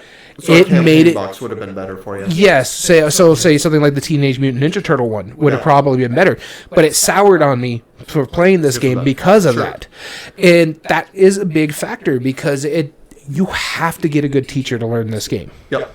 Because there is a lot going on with this one. The iconography. Thanos Rising is not that hard to teach and not that hard to learn. Yeah, it's much easier than this because of that. Yes, there's problems with the mitigation and you get your butt thrashed, but that's how a co-op is supposed to be. A co-op, you're only supposed to win, 20% of the time? Yeah, something like that. Yeah, so that's fine. I think Thanos Rising is the better game because it's more welcoming at times. Okay. I don't know if I would say it was a better game, but go ahead and finish your argument, then we'll break it down. So, I think Thanos Rising is better. I think it's a simpler game to teach and learn. So, I think it wins easy to play. Okay. Now, when it comes to replay value, I don't think it's going to come anywhere close to. No. No, And not I even will just give you minimum. length of time it's killing well. Yeah. Well, I don't know. Thanos Rising could be kind of long. I mean, it does scale better, but it can still be pretty long. Game immersion. Well, meaningful choice definitely goes to Dice Masters. Yeah, it is a smarter game. Yeah. Yep. Game immersion. I think that's Thanos Rising. Okay. But it fits a little better. We were just talking about it with Dice Masters. It kind of fits, but I mean, when you could put WWE against Marvel superheroes, it really doesn't fit unless you're watching like Scooby-Doo meets the WWE. Right. But with Thanos Rising, it does feel like you're playing the Infinity War movie or the stuff that's going on in the MCU. Because, mind you, we haven't mentioned this. Thanos Rising is more about the MCU than it is about the actual comic books. So it does fit like you're in the MCU. Your characters, MCU characters. I like the fact the way the dice works. So this one works better with this character because there's more of these symbols because he's a magic character. Or he's a brute type character, the red dice or the fighting dice, so that's why they're Captain America dice. So that makes sense. The player interaction, you have to talk, you have to work with your other players. I could sit and play Dice Masters quietly. I just have to watch what my opponent's doing, as well as memorable moments. When you finally beat Thanos Rising, you take out Thanos. And we've gone back to this before with cooperative games. Like, they kind of have that distinct advantage for that simple fact, Right. Now, here's the thing. I'm going to say art and production goes to Dice Masters for one specific reason. You're just going to say the dice. No, not the dice. Not the dice. I think the dice, as much as I really do like the dice in it, I would call that a wash just because I do like the big chunky dice that are in Thanos. And the Thanos figure is amazing. Right? But that's where most of the money went. That's where most of the money went. I mean, the chits that you put out as your characters, that's bad. But here's my biggest detractor from I already know what you're going to say. What is it? The screen caps. Yes. Not technically just the screen caps. The fact that they couldn't get all the licenses for every picture. So some of them are just kind of blacked out. It has like the shape of them. That is stupid. Mm-hmm. That is really ridiculous. I mean, it makes sense, but at that point, all of the art in Dice Masters, all of the sets that they've done, it's been true to like the comics, you know? Like, I think they got their own custom art, but nothing had to be blacked out. Nothing was screen caps. They didn't have to. Yeah. And then the dice themselves, I would call that a wash. But that's why I think, honestly, art and production would go to Dice Masters. I'm not going to disagree with you. The only thing that I win per se for Thanos Rising when it comes to the art and production category is just the pieces and components, because that Thanos piece is amazing. Because, and hear me out on this. Okay. What is going to catch someone's eye when you're showing? I know, it definitely has the table presence. Yeah, that's a big thing too. So going through this, we're both in agreement that Thanos Rising is easier to teach and learn. Right. Replay value is Dice Masters. Right. So it's 1-1. Yep. Meaningful choice, Dice Masters. Game immersion, Thanos Rising. Art and production, Dice Masters. Dice Masters moves on. I'm not going to lie, I wasn't expecting that. And because Thanos really is my favorite Marvel game out of this. Yeah. I do like it better than Dice Masters. But I do think objectively Dice Masters is the better game. So, that was an interesting round. Oh, goodness, it's going up against Marvel Champions. Oh, good. Oh, goodness. Oh, Mother of Mercy. All right. So, great job to all of the... This is the second top 8 debate that the top 4 moved on again in a row. Yep. And it's been a while. So, yeah. So, how many votes did our viewers give to the 4 that were eliminated? Specifically, Thanos Rising, Funkoverse, Munchkin Marvel, and Pack of Heroes. Start with Pack of Heroes since that was our 8th seed. Okay. So going over here and giving it a little quick refresh. Just to make sure, of course. And, wow, we've gotten some votes. Yay. Good. So Pack of Heroes had no love. 0 votes. Moving on to our 7th seed, Munchkin Marvel. It also got no love, Okay. 0 votes. Yep. Moving on to our number 6 seed, Funkoverse. Hey, guess what? No love, 0 votes. Which is a shame. And It's a dirty finally, shame. our number 5 seed, Thanos Rising. Guess what? 0 votes. Which, that surprises me, actually. I'm surprised that doesn't have as much love because they've made 3 other versions. 3, let's see. There's You the got SpongeBob, Star Wars, the SpongeBob, SpongeBob, and the And Harry Potter. Harry Potter, yep. Yeah. So that's a 4-game... I think it's because of that.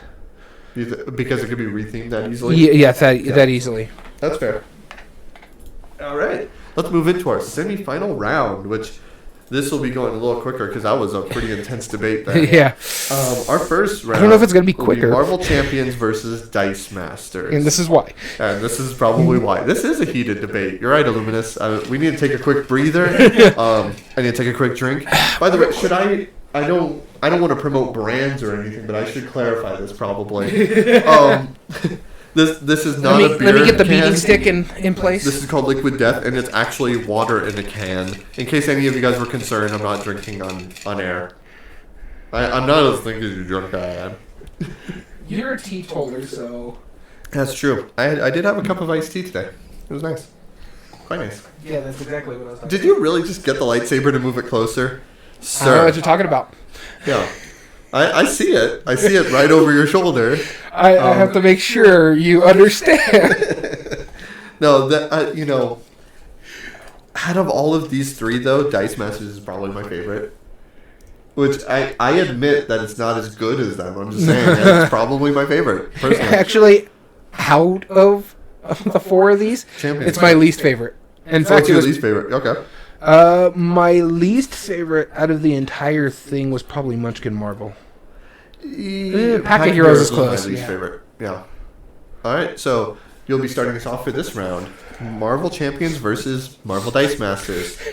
You're giggling over there. What's up with that? I'm giggling about the fact that I have to argue for Dice Masters, but therefore you have to argue Marvel's champion. It's true. It's true. Here it goes. Go for it. So for me, Dice Masters is a good game. It's a phenomenal game to the point where I actually want to play the original Coyers. It's a re-implementation of Coyers. I have never played it. I want to try it.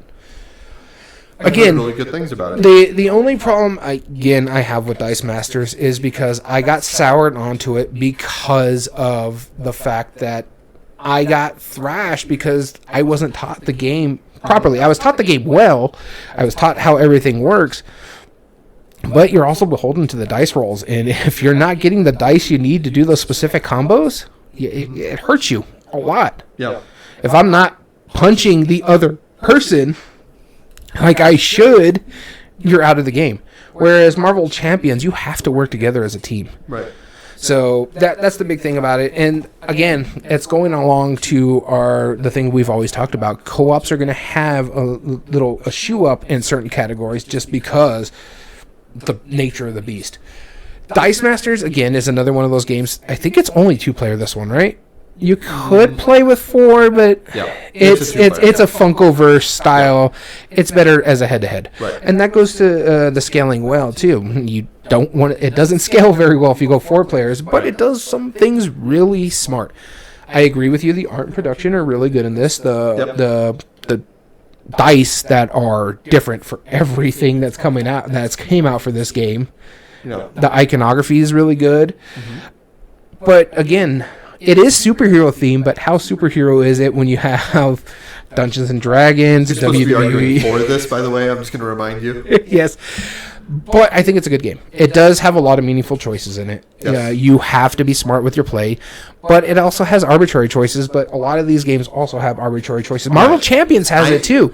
If you I don't can't pull, immediately say that Marvel Champions is more strategic than Dice Masters. yeah, exactly. I can't You guarantee can't that. because you're beholden to your deck. Yeah. Same level of random. What you draw up, and the dice. You're beholden to the dice. So for me, meaningful choices is close to a wash. Okay, we'll discuss that We'll more. discuss for sure. it more. Yeah. You can get into it. You can role play depending on who you have on your team. So you have to be careful about what you have on your team because sometimes when you have John Cena with She-Hulk, it doesn't really get that immersion, but I mean, you could feel like it. WWE was a campaign box that can only be played by itself, but it could integrate. finagle some things and it can integrate. But it's not technically implied. Applied. It's like playing like Legendary and then counters, using some of the same things. Oh God, I wish you could play Marvel That would in the be great. counter format. I think that would be an amazing thing. But Beside the that's point. here Beside nor the point. there. Yeah.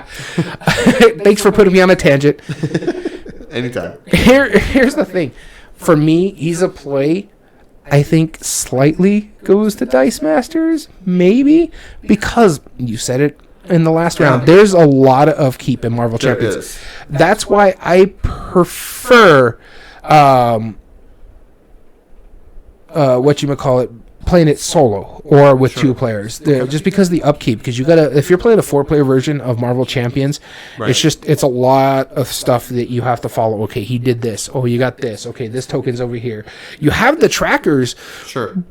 But the tracker is only for the big bad, but you have to track all the little guys too. So it gets a little much. So I think Dice Masters gets Ease of Play. I would also say, I would go replay value. This is a tricky one for me on the replay value. So obviously it scales, or Marvel Champions scales better. It does. But you can play it 4 players. It's just the length of time Dice gets longer. Masters is quicker. Yeah, because your best bet player. is playing it as a 2-player. Yeah. So per player, I think that's reasonable. So that's a wash. Yeah. Minimum number of plays for full experience. That goes to Champions. Yeah. Yeah, without a doubt. Hands down, yeah. But expandability, how many expansions did Dice Masters have? I forgot. We looked at it, and I forgot. And it is also worth noting that, and especially at the pace that Marvel Champions is pumping out expansions and is still supporting them. And by the way, they just announced more expansions too. And they just announced more, so that is definitely implied. And Dice Masters is defunct now. They don't make it anymore, especially not the collectible version. But there was more expansions. 32. No, I stand corrected. Well, yeah, okay. Barely. Okay, yeah. So the more recently one were the WWE ones, and that was just because, as you were mentioning it, those are promo packs. Barely the last 2 years ago, though. Wow, yeah. 2020. Yeah, but I do believe it's. I think that's the last set. Yeah. Okay. Well, then that's fair. Then replay value goes to Marvel Champions, definitely. Oh yeah. No argument there. But art and production. Okay. This one, I think we're going to do a fight. I would give Champions art. I do think it has better art. There's no doubt about it. Fantasy Flight knows what they're doing. Oh yeah. But that's it. That's all it has. Like the cards are okay quality, right? They're fine, and the rest is just tokens. Like there's no other production in there. It's just some cards. But see, those dials are kind of lame. Hey, I like those dials. What the hell? They're okay at best, but there's nothing new about them. There's nothing exciting. It's just the only thing exciting about Dice Masters is those dice. Custom dice, the cards. They make foil cards. They do all sorts of cool stuff. Yeah, but that's a CCG sort of thing. Right. But I really like what the LCG versions are doing. Yeah, you're not getting foil cards. But that also isn't gonna, you don't have to chase the dragon and get like the big giant packs for $100 just to chase for a foil card. Yeah, no, I get that. I mean, but that doesn't mean that it has better or worse quality. The dice are better than the tokens in Champions. I mean, there's a lot of time and effort put into those dice. I know that's the gimmick. That's the point of it. But it is better. I don't know. But see, the thing about it is you're saying it is better. And the pieces and components are better than... I really like the cardboard because they hearken to comic books. You have like the BAMs and the whiffs and like you've mentioned before because of your game in it. Right. But they tie in. They look like a comic book token. Sure. Yeah. And so I really, really like those. The exclamation points. It feels like you're bringing a comic book to life. So when it goes into on the dice too, like because each symbol for each character, like there's a lot going for it. And then even like the pawn I think the graphic and design is so much better in Marvel's Champions. I'm not saying graphic design. I'm saying pieces of components are better in Dice Masters. But see, for me, like I'm saying the component. Okay, I'll give you the components just for the dice. That's all you're giving it for. Right. But the graphic design is better in Marvel's Champions, and that's making me why I want to say the components are better, because the components tie into the graphic design. May I see some? Do you have Marvel Champion? You do. Right? Not in here. Not in here. Okay. Yeah, I was. You did that on purpose, didn't you? No, I did not. I was actually, because remember I told you I had those boxes, the stuff that I got. I was packing them and sleeving them, putting them in the main box, because I tried Is there to break any them. way I could look at any of the cards right now, real quick? Yeah, I can Marvel leave the Champion. room real quick. Oh well, or we could just pull it up on the web. Oh, yeah. I just want to see like what some of the cards, because I remember like there was some icons Marvel on it, Champions? from Marvel Champions, from what I remember, and please by all means correct me if I'm wrong. It is very text heavy. It is text all heavy. All of it is just like blocks of text for every card, and that's what I remember very distinctly, is that there is so much going on in it. Okay. There is text heavy, but that is just because that's the special abilities right there. Okay. These are what you're worried about, Yep. because this is telling you what abilities you can have. So you have, so we have the 2 thwart, 2 attack, 1 defense. Okay, and those are These are the other than superhero the cards. well, those are the exact same symbol other than the color, so that's annoying. But But it's different colors, so you could tell. But I'm talking about can like we the. though? Can we? I actually could tell. No, I know. Those are pretty bright for us, but okay. So yeah, okay, they're not as bad as I remembered it then. And but so what about? Here are those God, things. Those tokens are ugly. You just really hate those tokens. I just really don't like those tokens. Like this is comic books. Like this stuff right here That makes it dial feel like is comic. so. I mean, it's like the Starburst pattern is generic pattern. There's nothing exciting about that. That is that just that is a makes, filter. That's an Instagram filter as far as I'm concerned. But now let's look at the cards from Dice Masters. So you're right. It is simpler than I remembered it, and I admit that. And I don't remember off the top of my head. That's kind of cool. Yeah. I remember the cards being, very straightforward. Has all 6. There's the dice. Okay. And then they have a couple of They're okay. down here, and then text heavy, just as bad. I would say graphic design is a wash. Okay. I'm okay with that. Yeah. I like how you were saying like the text heavy is bad, and it's like there's text there too. Right, but you only have like 3 or 4 cards. Like out, like that's all you're ever gonna have as far as cards go. Yeah, and well, then you're only gonna. The icons make sense for it. I'll give you a wash. Yeah, we'll call it a wash. That's fine. Graphic design, they're both equally as good. Okay, so art and production is a wash. Which means, does that mean the whole thing is a wash? Hold on, ease of play. We said Dice Masters. Dice Master. Did we say Dice Masters? Yeah, it's easier to play than Marvel Champion. There's that learning curve. We agreed on that. No, we agreed on this. Don't retract it. We agreed on this. I'm just thinking because my issue with the learning. Right. No, we need someone like you to teach the game, but you're not always going to be the one. Thank you for the compliment. I do appreciate that.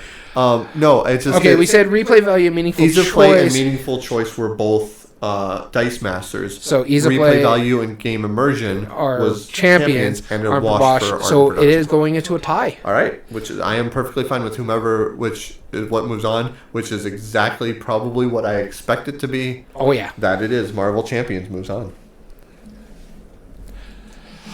Just a long shot. Yeah, that was. I mean, I'll be honest. I was not expecting Dice Masters to do as well as it did. Only because I feel like being civil. Now that the caffeine kicked in. No, we're being fair. We're being fair to it, and I admit that it's probably a better game, but I think Dice Masters was funner. As for the DC deck building game, we have neither one of us have played it, and yeah, so we can't make a fair argument. And honestly, I don't know if anyone we know owns it. No, we don't have any demos of it either. Otherwise, I'd play it by now. So, next one is Legendary versus Marvel United. Oh, this is going to be another round. That's right. So, Daniel, I will be starting this conversation. Can you please stop hitting the microphone out of anger? I don't know. You're getting me heated. Look at this. You didn't even have to use your lightsaber that round. Yeah, we got another one going on right now. We still have 2 more. We're good. Who's starting this? You are? Me. You get United? I do believe so. Marvel United? Yep. Okay. So they're both co-op Marvel games. That's where the comparisons stop. The production is better. That's not to say that it's bad. I can't even disagree with you on that part. The art, subjectively, I don't know if I would say it's better, but the components are definitely better, and the graphic design, as simple as Legendary is, because of every expansion, they added tiny little rules changes to the point where every card ever needed clarification. That I did not like, personally. So graphic design I would give to Marvel. Which one? United. The one I'm arguing for, Marvel United. The co-op nature of it, I think, is better. Because it does make it more thematic. Do you have to say one thing about Legendary on the art style? Yeah, go ahead. When I was a kid, I used to collect the toys for X-Men and like the Marvel toys growing up. Sure. Mainly the X-Men, because it's based on X-Men 92. Gotcha. Every one of those came with an upper deck card for the X-Men. Okay.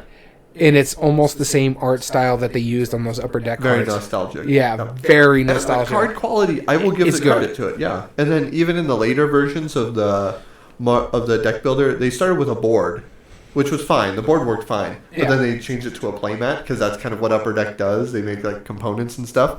And the playmats are so much better. The playmats are phenomenal because the cards slide along them so well. And they even made custom sleeves for them that are specific to it, and it's still going strong. There's a lot of cool things to go with it. Yeah. Yeah. It's going strong, but I think they're easing up on it more so now, because there was a time where you're getting like a big expansion or two big expansions and two small expansions in a year, and it was it was going the CCG level. Which I do think that there's more expansions to this than Marvel's Champion, right?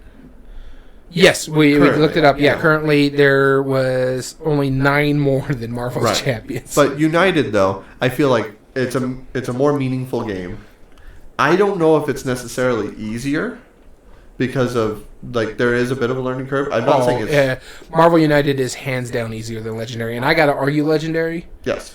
Just because of you play the cards, you get the tokens, you use the tokens.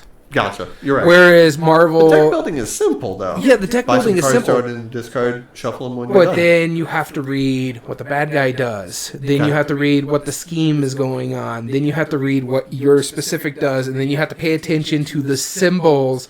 This way they can kind of match up with the other symbols. This way you can combo your cards properly. True. So they're... And to the point, and here's my big thing about Marvel United. Mm-hmm. It was made to be simple because it's made to play with families. Okay. So for me, Marvel United wins ease of play hands down. Okay, I'll give it that. Because again, if you're making a game, which one gives more meaningful choice though? Because oftentimes we argue but although we've been proven wrong in this very debate, that ease of play doesn't always mean not meaningful choice. Yeah, exactly. Ease of play doesn't necessarily. So this one goes into the co-op pitfall. So you're impacting other player strategies in both games. You're impacting your strategies in both games because you're working as a co-op. I do think there is more meaningful choices per se in Marvel United because the way you have to combo your cards because you have to set up the next player. Yep, I agree with that.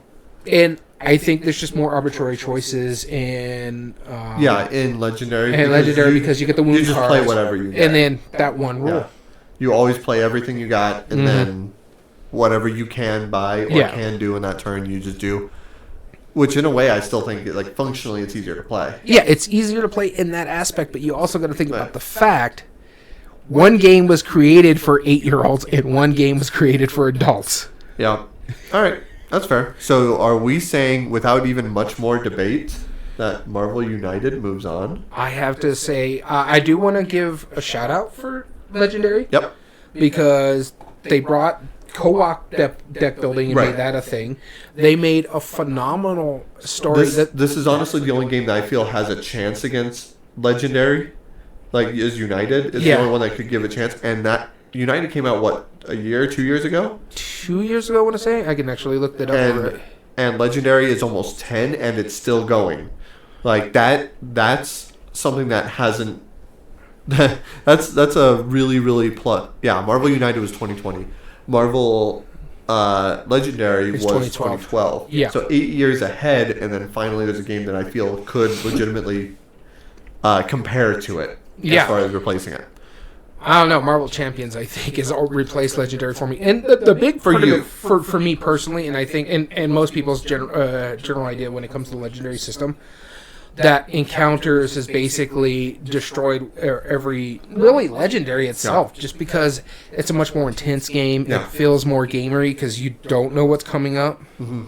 So, yeah. So, if they made a Legendary Marvel in the Encounter system, I think it would do well. So let's go. Let's just jump back real quick. Ease of play, United.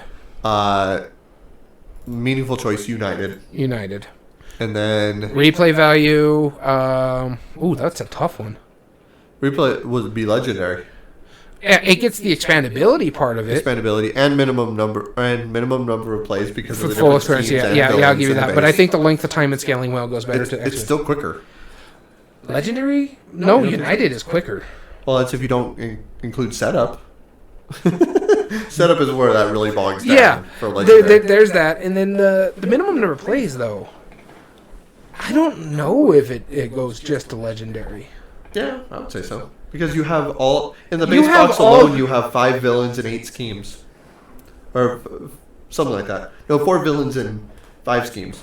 So that's 20 different variations right In the there. base box of Marvel, you have... I think it's 4 heroes or 5 heroes. I can actually look that one up. Oh, that's not even including the number of heroes you have. You get 3 villains and 7 heroes. Just Okay. in the base box. Yeah, but you have like 15 different heroes in Marvel Legendary, and you have 4 villains that each play differently, and you have 5 schemes on that. That's 20 for assuming you use all the same characters. Though I do have to say Marvel United is like right there with it. It's not far. Yeah. And we're just talking about in the base box, imagine with all the expansions that are Right. coming out for it. Exactly. By the way, did I ever tell you about the X-Men United? The Sentinels are going to be like that tall. That's dumb. Yeah. All right, so They're going to be big. Meaningful for choice. Legendary, they have a poster for a card. It's, Doesn't shuffle very meaningful choice, I think we said United. Game immersion, United. Yep. And art production. Probably a wash. Wash. No, yeah. United. United, yeah. Okay, United moves on. You know what? Where Legendary messed up? Being 8 years older? Well, no. They started giving the play mats with the further stuff. They should have started with that because that would have gone into components. They didn't know any better. It happens. No. Yeah. So Marvel United moving on against Marvel Champions. Good So deal. Well, I know which one is my easy favorite coming into this. And in the last round, thankfully, the way we break it down, before you give us how many votes were for the previous ones, the way we break it down is simply we don't take sides. We've already argued both of them pretty extensively. We're just going to go down by the 5 different criteria and see if there's clear factors for any of them. If not, we debate them. And once again, if it comes down to a wash, then we ask the fan vote. With that being said, Daniel, how many votes did Legendary and Dice Masters receive? okay, so let me just do a quick refresh. This way we can get the most points possible. And let's see here. So Legendary was our number 2 and Dice Masters was our number 4. So we'll go with Dice Masters first. Dice Masters had 1 vote. 1 vote. Yep. And Legendary was actually our second best vote getter. And it was at 11 votes. Wow. All right. So there is still love for that game. That there is. Yeah. I mean, it was our number 2 seed. It makes sense that it had Yeah, the most votes. it's still got a lot of... So far, this whole list That's has crazy been to think- aligning with the Board Game Geek rank, which is almost never seen in our Yeah, polls. before we finish this, I do want to look at something real quick. Okay. But let's go into our final round. Okay. So it's going to be Marvel Champions, which is our number 1 seed, going up against... Marvel United, Which is was our number number 3. 3 seed. So, interesting. I really like both of these games, and I own both of these games. Yep. And you own a lot of both of these games. Yeah, well, I own the base game for Marvel United. I own everything for X-Men United. I just haven't received it yet. Yep. And so this is going to be very, very upsetting for you. I know I have an easy favorite between the two. Oh, I know you have an easy favorite, but this hurts my heart because I love both these games. There is a couple things that do stand out to me immediately. That's ease of play. Marvel United. Yeah. Marvel United gets easy Again, play. I go with the fact that this was a game made to play with 8-year-olds. And I also feel, and correct me if I'm wrong, I feel that art and production goes to Marvel United as well. I agree with you. Because the pieces and components and the graphic design. I think the art is phenomenal in Champions. Okay, I'll give it that. But it still wins that category. Is there any other categories that you feel that are strong? Which ones?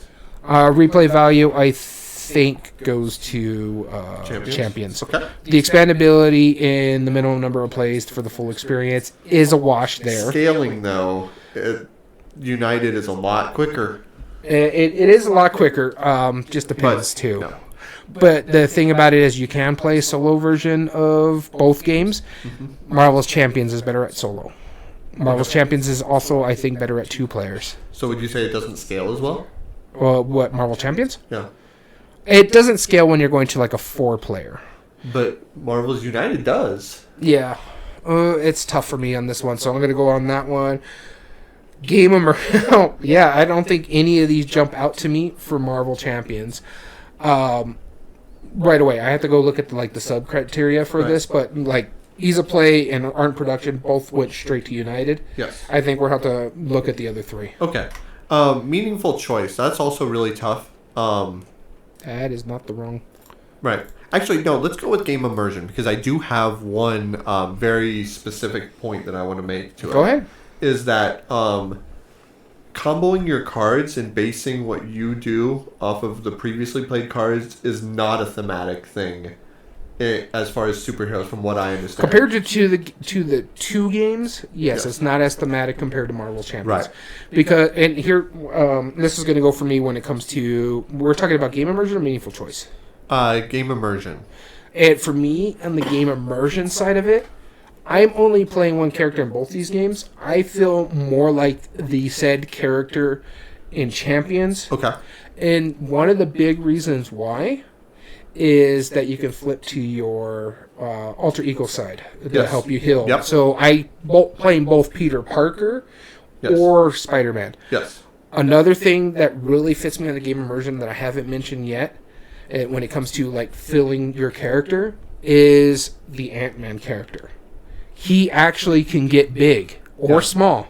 You actually unfold the card, and it becomes a larger card compared to something brought to you by Transformers, the collectible card game originally. But you have to admit that feels thematic. Yeah, it's silly. Yeah, but Ant-Man can grow, so he'll become Giant Man. I don't disregard it. Yeah, it makes sense.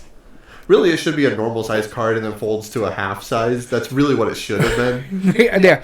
So the Ant-Man side is the superhero. artwork actually works for the Ant-Man side, and then you flip it to the other side. I think it's the Scott Lang. Yeah, it's not the Hank Pym because nobody wants to touch that character. Yeah.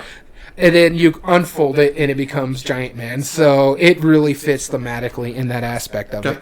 I do say game immersion goes to Marvel Champions because you feel more so the player interaction. Both of them work. I think player interaction for Marvel United plays better, but when it comes to memorable moments, I've had more. You're more focused on the mechanism. You're not worried about the superhero itself. Yeah, because you could straight up role play. It's like, dude, Spider-Man, like wrap him up with something. Where are you? What's wrong with you? Exactly. Man? So game immersion, I think, is Champions. Okay. Agreed. Meaningful choice. This one's tough. Because you're impacting your strategies when you're doing, and then the bad things that are happening in Marvel United affect you too. Yep. In Champions, you're affecting your strategy as well there. I do think when it comes to impacting other player strategies, that goes to United because we mentioned it earlier. When it comes to that mechanism, your cards are also setting up what they're going to get on their turn.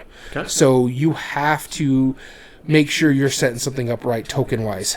Yeah, that's true. But then also the mechanisms make it a simpler choice. It's more arbitrary because you're dealt I don't with disagree what you with you on that. Yeah. But so I don't know. That's tough. I would say How well Champions you wins impact meaningful other player choice. strategies significantly more in United. I agree with you on that. I say the meaningful choice goes to Champions just for the simple fact that impacting your strategy as well as the arbitrary choices.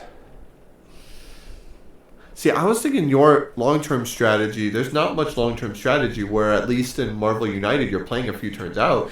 Yeah, there is cards, there is long-term strategy when it comes to Marvel Champions because you got to think about the fact that if I play this card now, I won't have enough juice to play this bigger card later. So do I want to pop this card now? Like when I was playing the Hulk, I had to be smart with my smashes. Okay. All right, so Marvel Champion then. So what does it come down to? Replay value. Replay value. Oh, goodness. Okay. Wow. I don't think it's ever been down to replay value, yeah. Okay. So let's just... We said length of time, scaling well. Marvel United wins that one. Yes. Agreed. Minimum number of plays to get the full experience.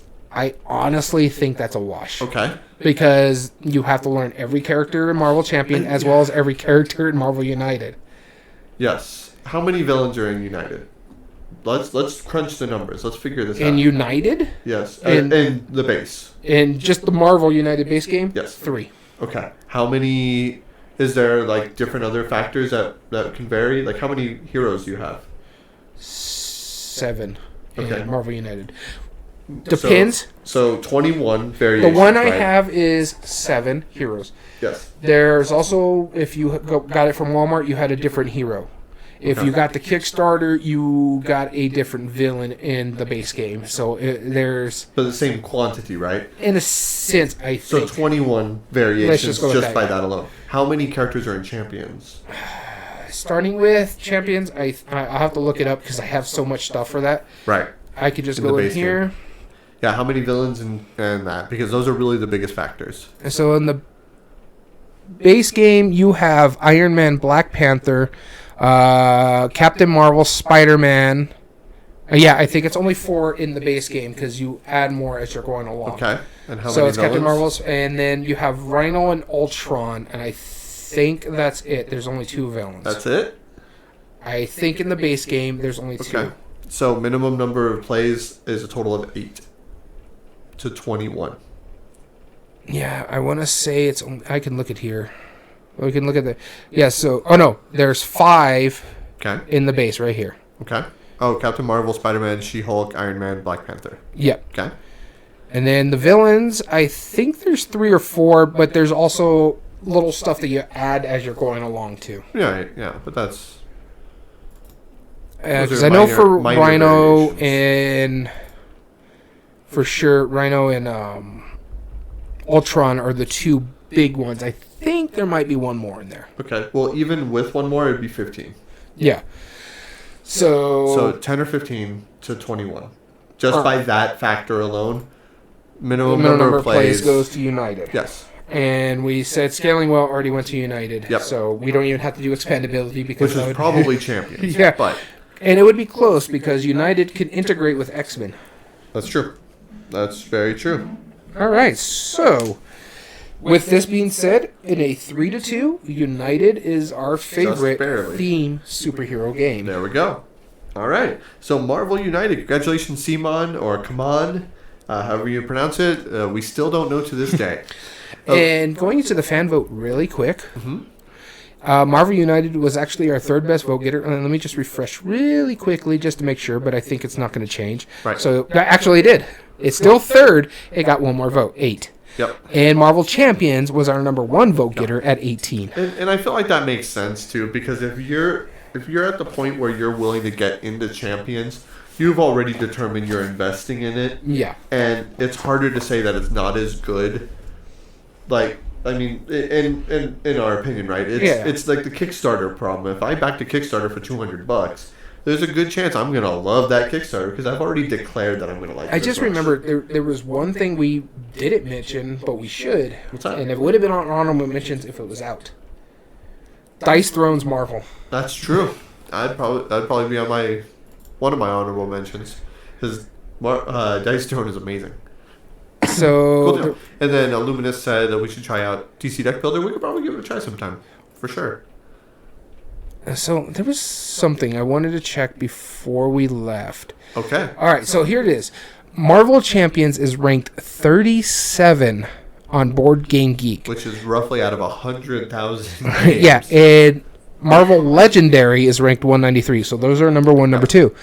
I wanted to see the votes. How many votes? How many votes? So what is this? 14,000 versus 21,000 rated this game. Wow.